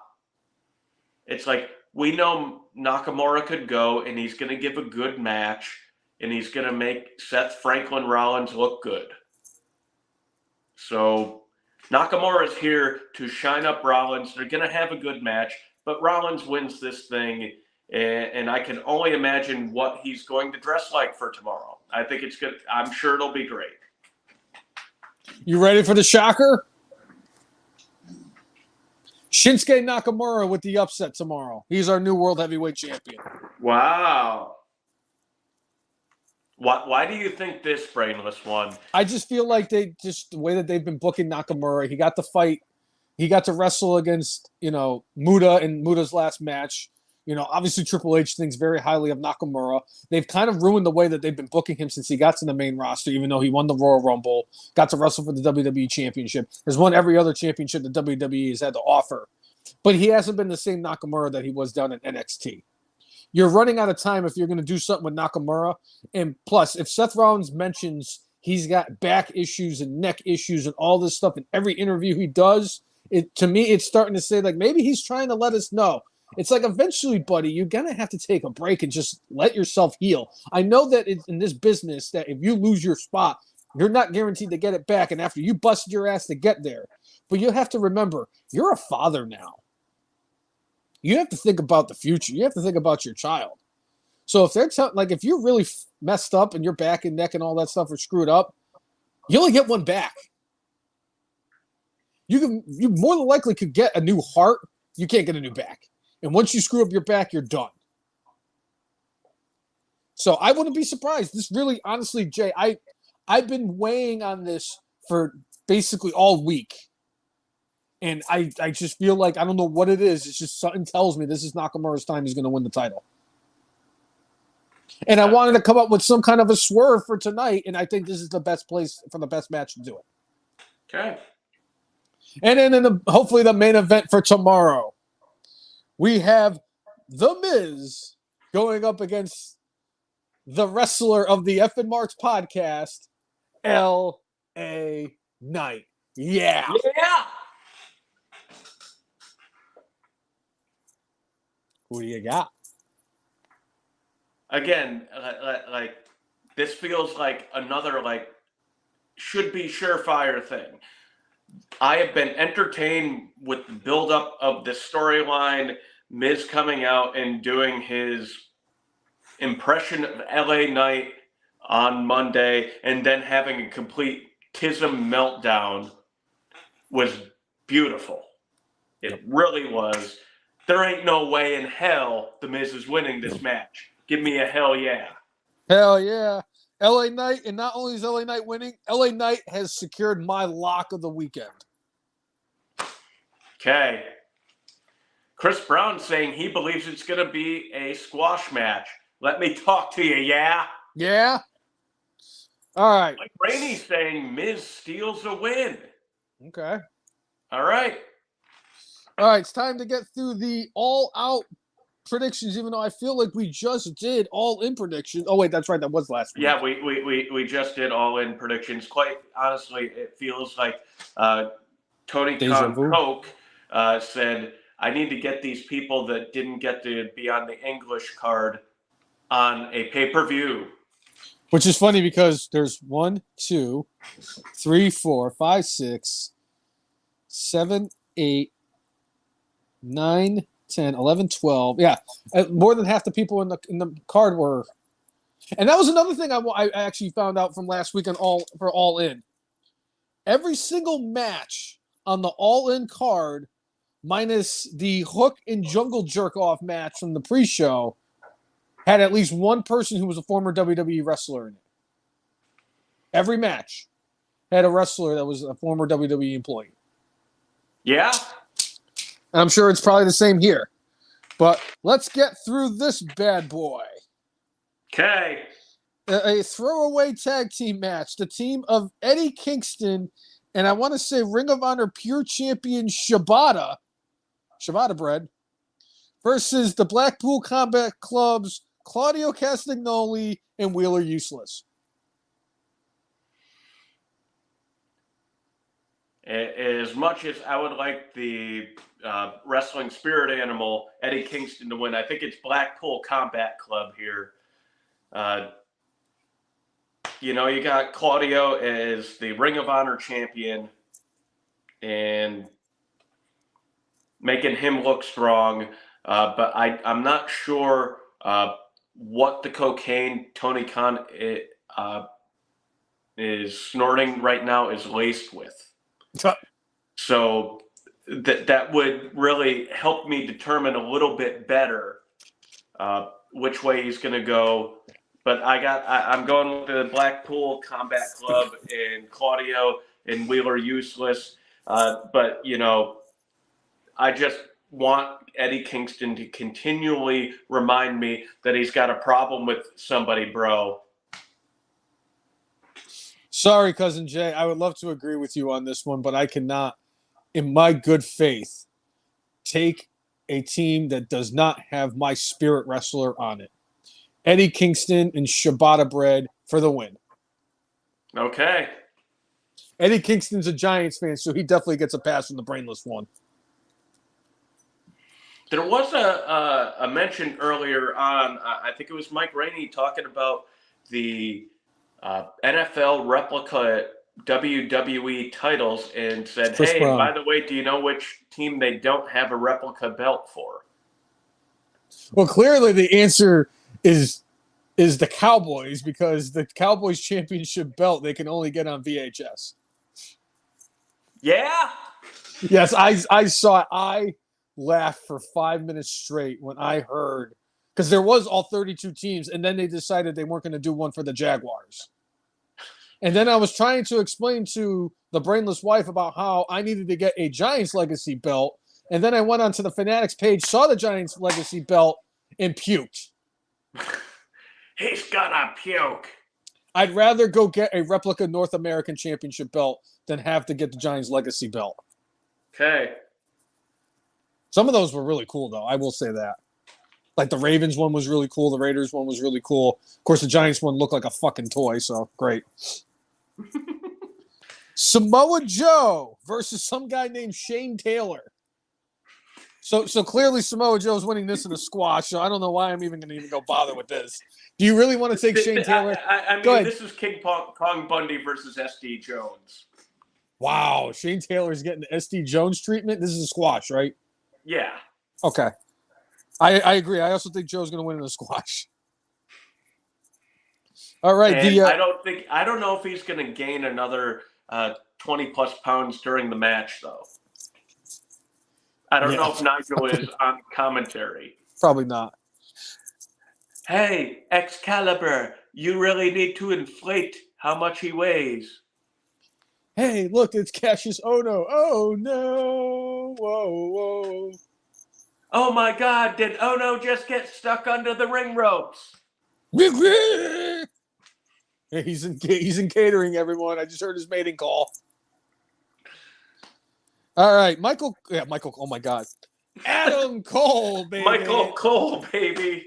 And MJF versus a mystery opponent because they're going to be doing a Ring of Honor Battle Royal tonight on what is it? Rampage? Is that what the show is tonight? Yeah. I don't even watch that one. Spoiler alert: the Dark Order's Alex Reynolds and John Silver win this match tonight. I didn't think anybody was going to miss it or care. But Cole and MJF versus the Dork Order. I'm going to go with the Dark Order. I think, like, they've been kind of sort of playing nice, MJF and Adam Cole, baby, but they kept on almost turning on each other. At some point, you have to pull the trigger and have them turn on each other. They're going to wait until somehow, some way, the Kingdom is going to win the number one contendership, so we could get Mike Bennett and Matt Taven as the number one contenders, and then they will join forces with Adam Cole. Honest to goodness, I'd love to see that, but it's Tony Khan. I have zero faith, and I'm surprised you didn't say Cole and MJF. But I am going with Cole and MJF because they're going to keep this going on as long as they can. Okay. The Blackpool. No, I'm sorry. The Bullet Club Gold, the team of Juice Robinson, Jay White, and the Ass Boys going up against the team of FTR, and I am not going to repeat what I wrote down for the Young Bucks. I will get canceled, and I don't feel like getting canceled right now. I think it's got to be the Buckaroos and FTR. You've got your tag team champions in the team that they just had like a barn burner with of a match. And if they lose to, the 8,000th faction in AEW, like, aren't you guys supposed to be tag team specialists? I know that these people are a faction, but they haven't been a faction for that long within AEW. Yeah. Jay, you got a better chance of me voting for Biden in 2024 than you do of me betting on or taking the Young Bucks tomorrow. I don't care who they are wrestling.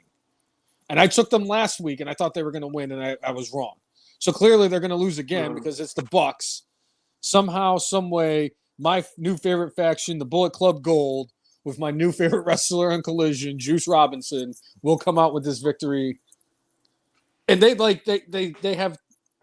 have high hopes and expectations from Jay White, and they should.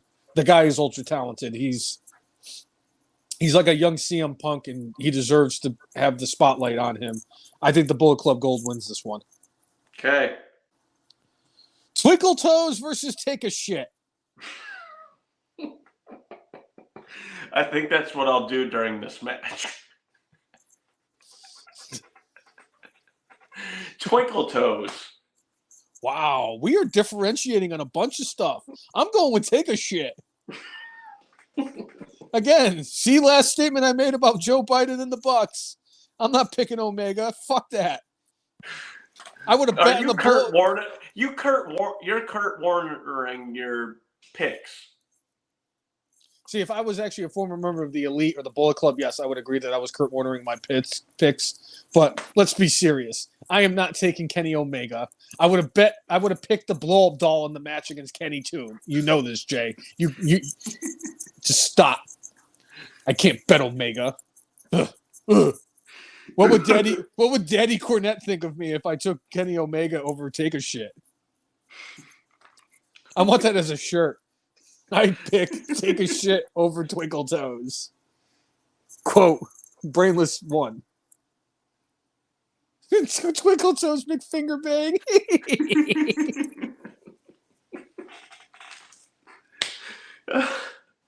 Yeah. Yeah.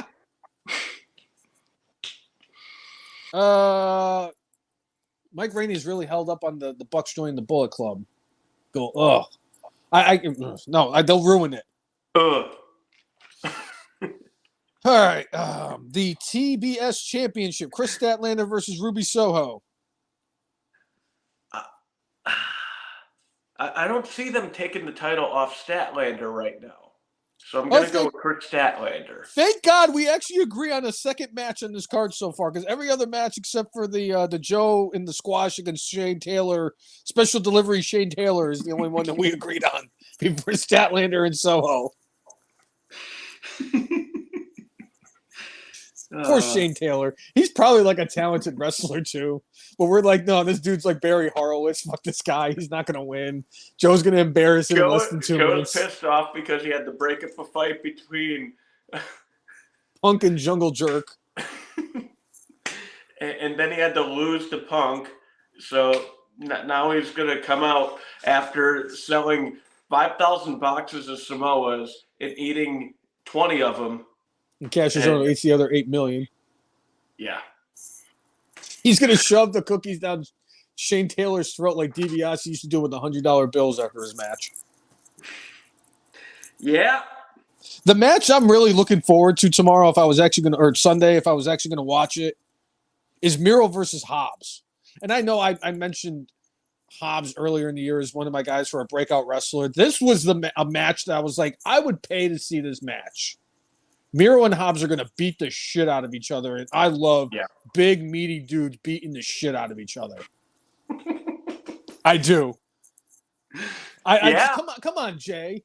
I mean, think about it. I mean, Gunther and Sheamus was two meaty beef wads that just pounded the fuck out of each other in a wrestling match at Clash at the Castle. It was my favorite match of 2022, and you can't tell me otherwise. And then we got another one at WrestleMania this year where it was those two meat wads and Drew McIntyre. So it was a triple-decker beef patty. It was like a Dave's classic triple between the three of them, just pounding the fuck out of each other. I've never seen so many freaking chest chops in my entire life. It was so much better than watching the Young Bucks throw freaking nothing but freaking super kicks at everybody. Right. I'm going to agree here with Mike Rady. Powerhouse Hobbs gets the victory. Wrong. It's going to be Miro. I mean, for crying out loud. Didn't you see he was going to beat up CM Punk after the melee on Sunday? Saturday, Sunday, whatever it was. Wrong. It was a joke. Out of context, wrong. It was a joke, wrong.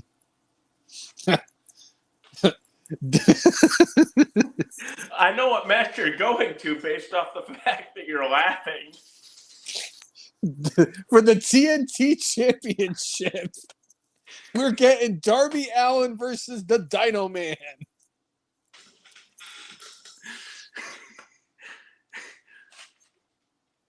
If they were in Seattle, like I'd be like, clearly Darby's going to win. And I think this is similar to the Kenny match. This might be a take a shitta. Like, Jay, this whole card, I could take a shit during the entire card if I was ordering it. I wouldn't be paying $50 or 999 yen for this. This is god awful. I mean, take a shit in Omega should be a good match, but God only knows that once Kenny sticks his fingers up his ass, he's definitely going to be taking a shit. I'm going to say Dino Man retains. Wow, Jay, this is another one. I cannot believe this. Just because if I am going strictly on how they've been booking the TNT Championship, so it is well overdue because it's been at least a month since they changed the title for somebody. So I'm going with Darby Allin. I don't care that they're not in Seattle until they find out like Darby Allin's dad is dead, so he can continue on this feud with Christian Cage. But yeah, I could see Dino Man. No, fuck Dino Man. Can you see Tony Khan making Darby Allin the TNT champion 17 times and will try to claim that he is now the most decorated heavyweight champion in history? Wrong, because our truth is that because he is a 409-time, 24/7, 365, 7-Eleven aristocrat champion. Is R-Truth the only person to hold the hardcore title and the 24/7 title? Kane. Okay. There might be others too. Did Mick Foley have some weird win for the 24/7 title? It wouldn't surprise me if Mick Foley actually held it. I I mean, for crying out loud, didn't like Kevin Harvick or one of those NASCAR drivers win it? Guys from ESPN were winning it. I mean, random dudes. I mean, nothing will ever beat Jinder Mahal showing up at a golf course with the freaking in his wrestling trunks. That is the greatest thing they did with the 24/7 title. Yes. That and everything with Drake Maverick. Yeah. R-Truth is a treasure, and I can't wait until he returns, by the way. Tim, I agree. The Christian as a heel has been great. He honestly, I would put what he did with Jerk Off Jungle Boy, like almost to the same level of what Big Boss Man did with Big Show's dad's funeral and what he did with Pepper to Al Snow. It was almost the same level. Nothing, Jay. They're not even in the same neighborhood. They're not even in the same stratosphere. The Big Boss Man at that point was the most devious and diabolical human being on planet Earth. More dastardly than Vince McMahon. Not right now. What do you think, Butley?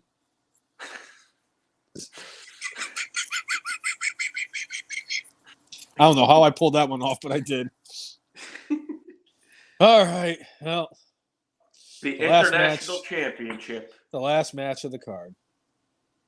Orange Cassidy, the greatest champion in the history of professional wrestling in 2023, against Jon Moxley, Plumber Mox. As Jim Cornette would say, Pockets the mascot versus Plumber Mox. Quite honestly, the only thing I want to know, over under Mox bleeding, how many minutes?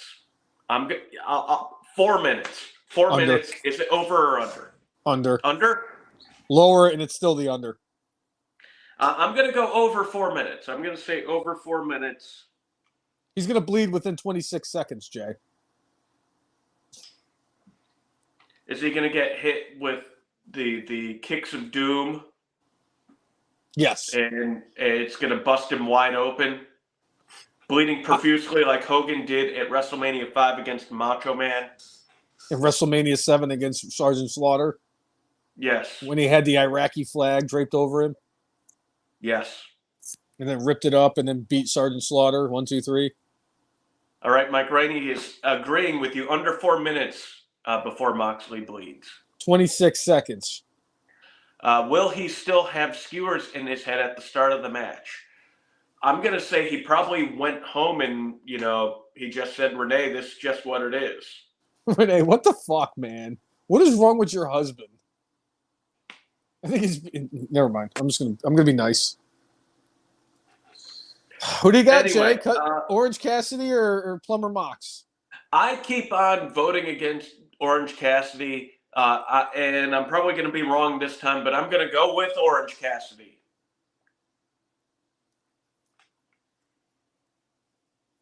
I'm going with Orange Cassidy because I've just bet against him so often that he keeps on proving me wrong. He beat 20 men on his own.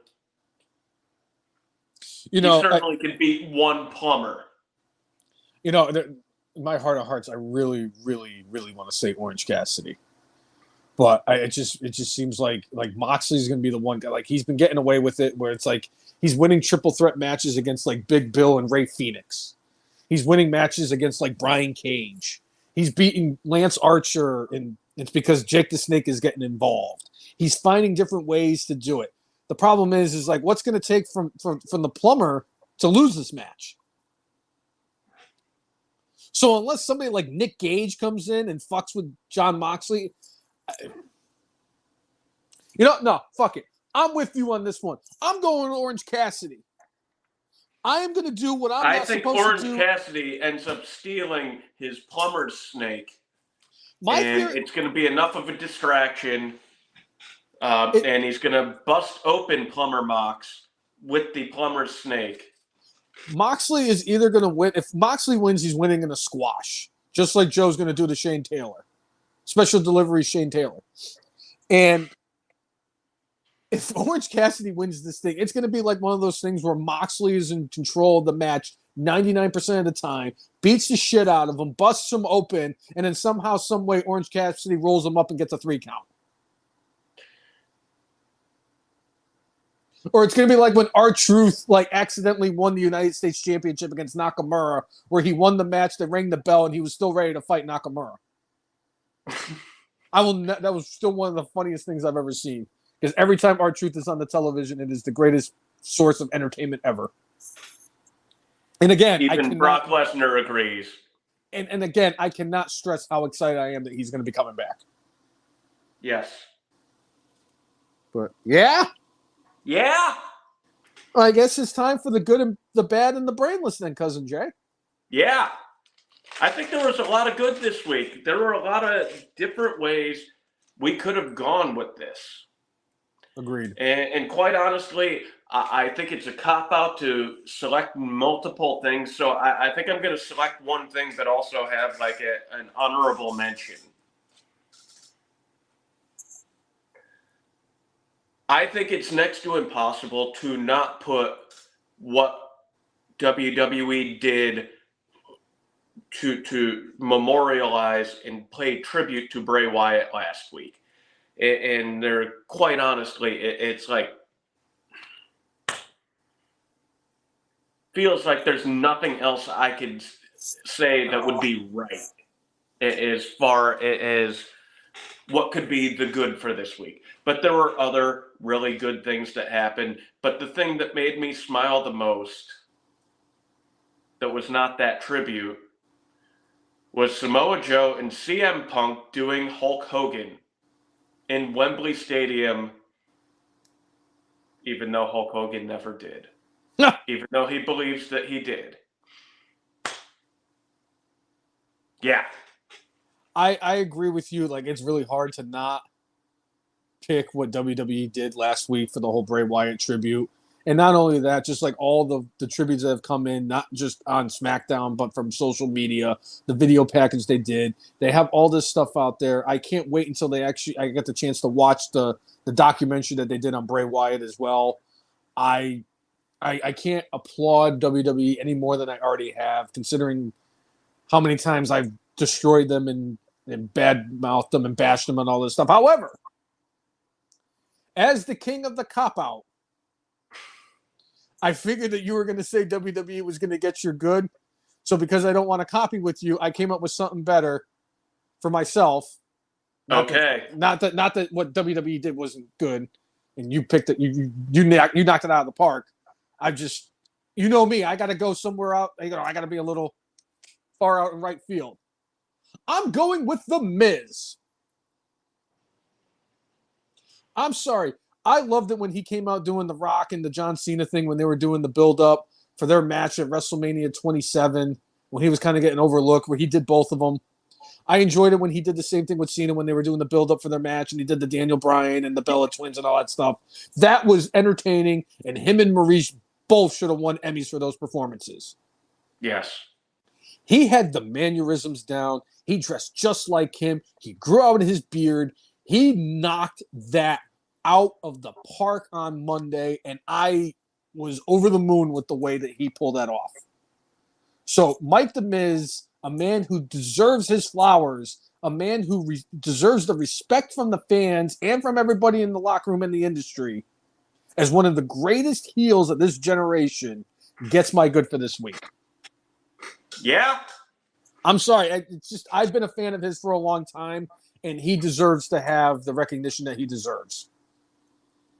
Okay. He's come a long way from wearing capris to the ring and hosting the Diva Search.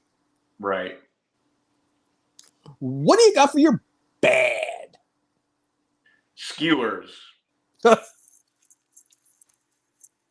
Not necessary. Like, Moxley in WWE, I enjoyed that he was a bit of a rogue, a little bit crazy, and did things a little bit differently. And right now, it seems like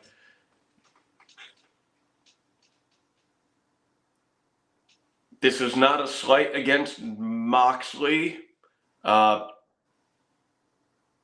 it's almost reminiscent to me of Vince Russo, who had a lot of crazy ideas. Some of them were good, but had somebody to rein him in and say, we're not doing that, Vince. That's bullshit. I think Moxley's almost the same way, where when he was in WWE, they were like, "No, dude, like, no, we can't do that. That's not going to work for me, bro."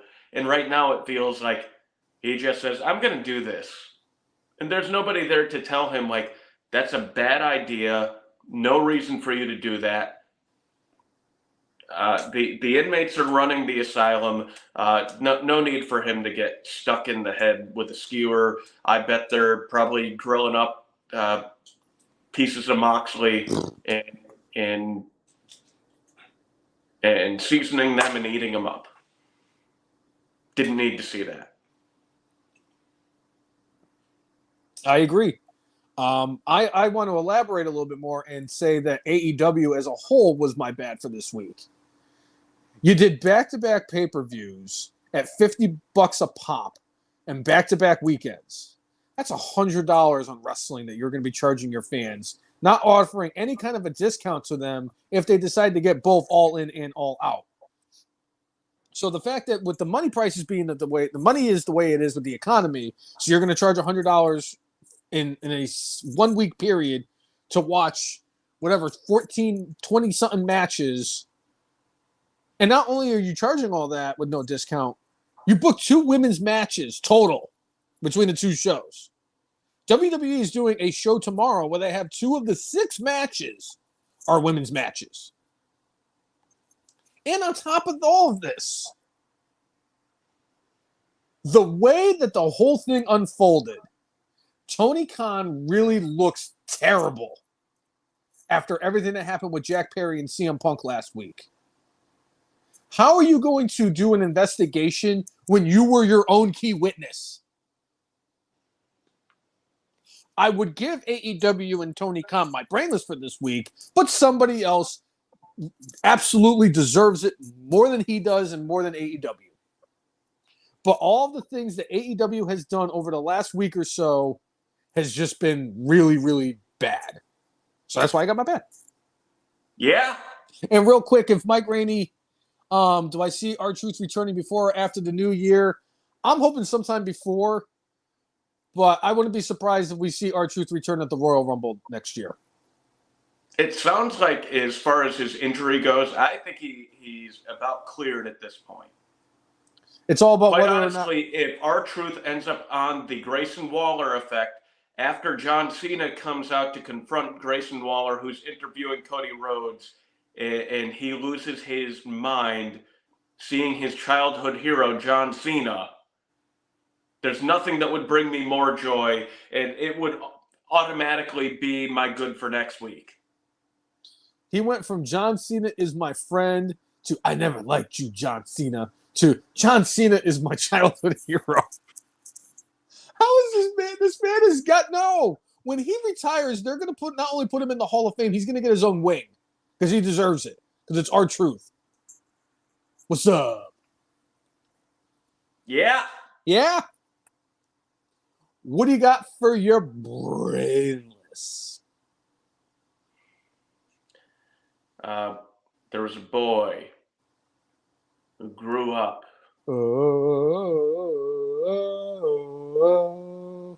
in a rainforest, and he became a jungle boy. You sure he didn't grow up in Hollywood or Malibu? And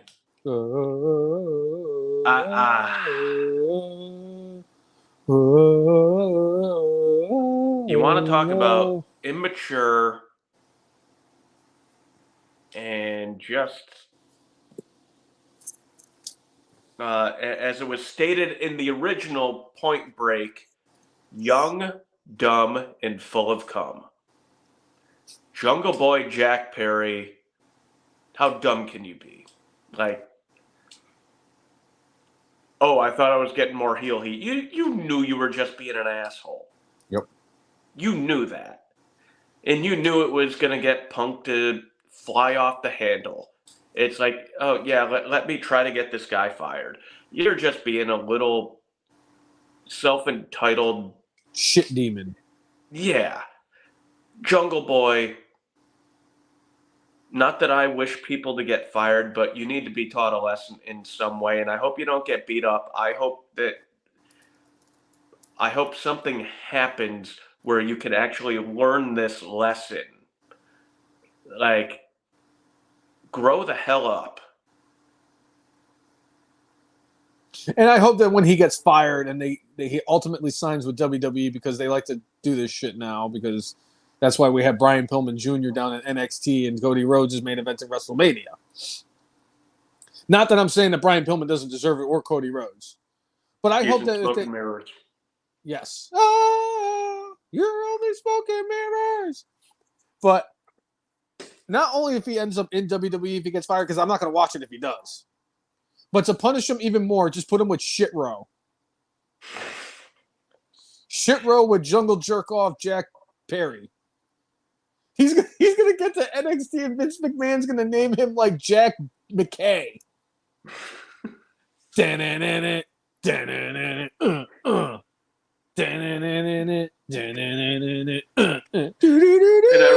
Dylan McKay's father on the show was named Jack McKay. By the way, there was a picture that they showed of Luke Perry at SummerSlam like 14 years ago. I saw the meme, and they were like, you see that guy in the main event? He's going to choke you out in about 14 years. And I looked at the picture, and I was like, I thought that was his daughter. I was like, no, that's Jungle Boy. It has to be Jungle Boy because he's about the same size as he was 14 years ago when he was 10. At that point, he was Marco Stunt size. No, Marco Stunt was actually bigger than him. But yes, Jungle Boy, Jungle Jerk, opening your mouth. You fucked around and found out what happens. You talk shit, CM Punk choked you out, and now you look like the biggest douche in the entire universe. So you get my brainless clean sweep. So if you like what you've seen, whether you are a first-time watcher or a continuous fan, make sure you like us on Facebook, follow us on Twitter, follow us on Instagram, and subscribe to us on YouTube at the letter T, the letter H, the letter E, the letter F, the letter N, MARKS, the F in Marks. If you like, follow and subscribe to us, we will do the same back. That has always been our mantra, and make sure you set up notifications so that when we are live on the Facebooks and on the YouTubes after you subscribe, it will notify you that we are live.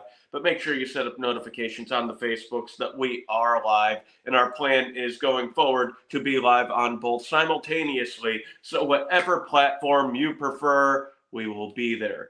I prefer this one because it says my name in the corner, and I like the fact that the entire episode I have looked at myself as the brainless one. Yeah. And you know, Cousin Jay, you know I'm going to have fun with this. Yeah. Yeah. But also make sure you get subscribe to us on Spotify so that if you miss the show, you can take it on the road with you and listen through the Spotify app. And we would definitely appreciate that. So yeah, I think that is definitely everything. Yeah, covered everything. Payback, pay forward, all in, all out, all everything, let me talk to you, Did we do our good, bad, and brainless? You're damn right we did. We did predictions for the pay-per-views. Yeah. Did we talk about our favorite wrestler, LA Knight? Yeah. Did we talk about John Cena? Yeah. Did we talk about CM Punk? Yeah. Did we talk about Jack Perry? Yeah. I feel like that's everything. Except for one. The one wrestler, well, we might have actually mentioned him a few times because it's him, and we probably talk about him. Yes, that him right there. That him, this him, wherever he went. Hold on. This him. That's right. That is right, brainless one. It is I, Curtis Axel, F.M. Marks Hall of Famer. Do you know why I am in the F.M. Marks Hall of Fame? Is it because you are a tremendous wrestler for WWE? Is it because you are the son of the perfect wrestler? Or is it because you are a former Intercontinental and Tag Team Champion? Well, honestly, those would all be right, but you and I both know that the reason that I am in your Hall of Fame is because today, September 1st of 2023, at an astonishing 3,141 days, I, FN Marks Hall of Famer, is still alive in the 2015 Royal Rumble, no matter what Hulk Hogan says.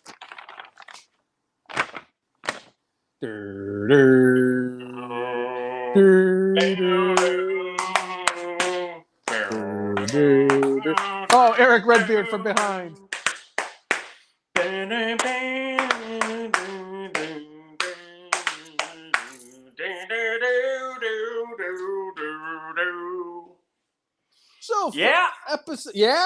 So for episode 326 of everyone's favorite wrestling podcast, the FN Marks. I'm Jay, and he is Brainless. One. That's what it said. It's that Bristol Eastern education, everyone. That's the Brainless one. Make sure you mark up with your guac out. See everyone. Enjoy all 30 pay-per-views this weekend and all 8,000 factions in AEW. By the way, QT Marshall is a champion in Mexico.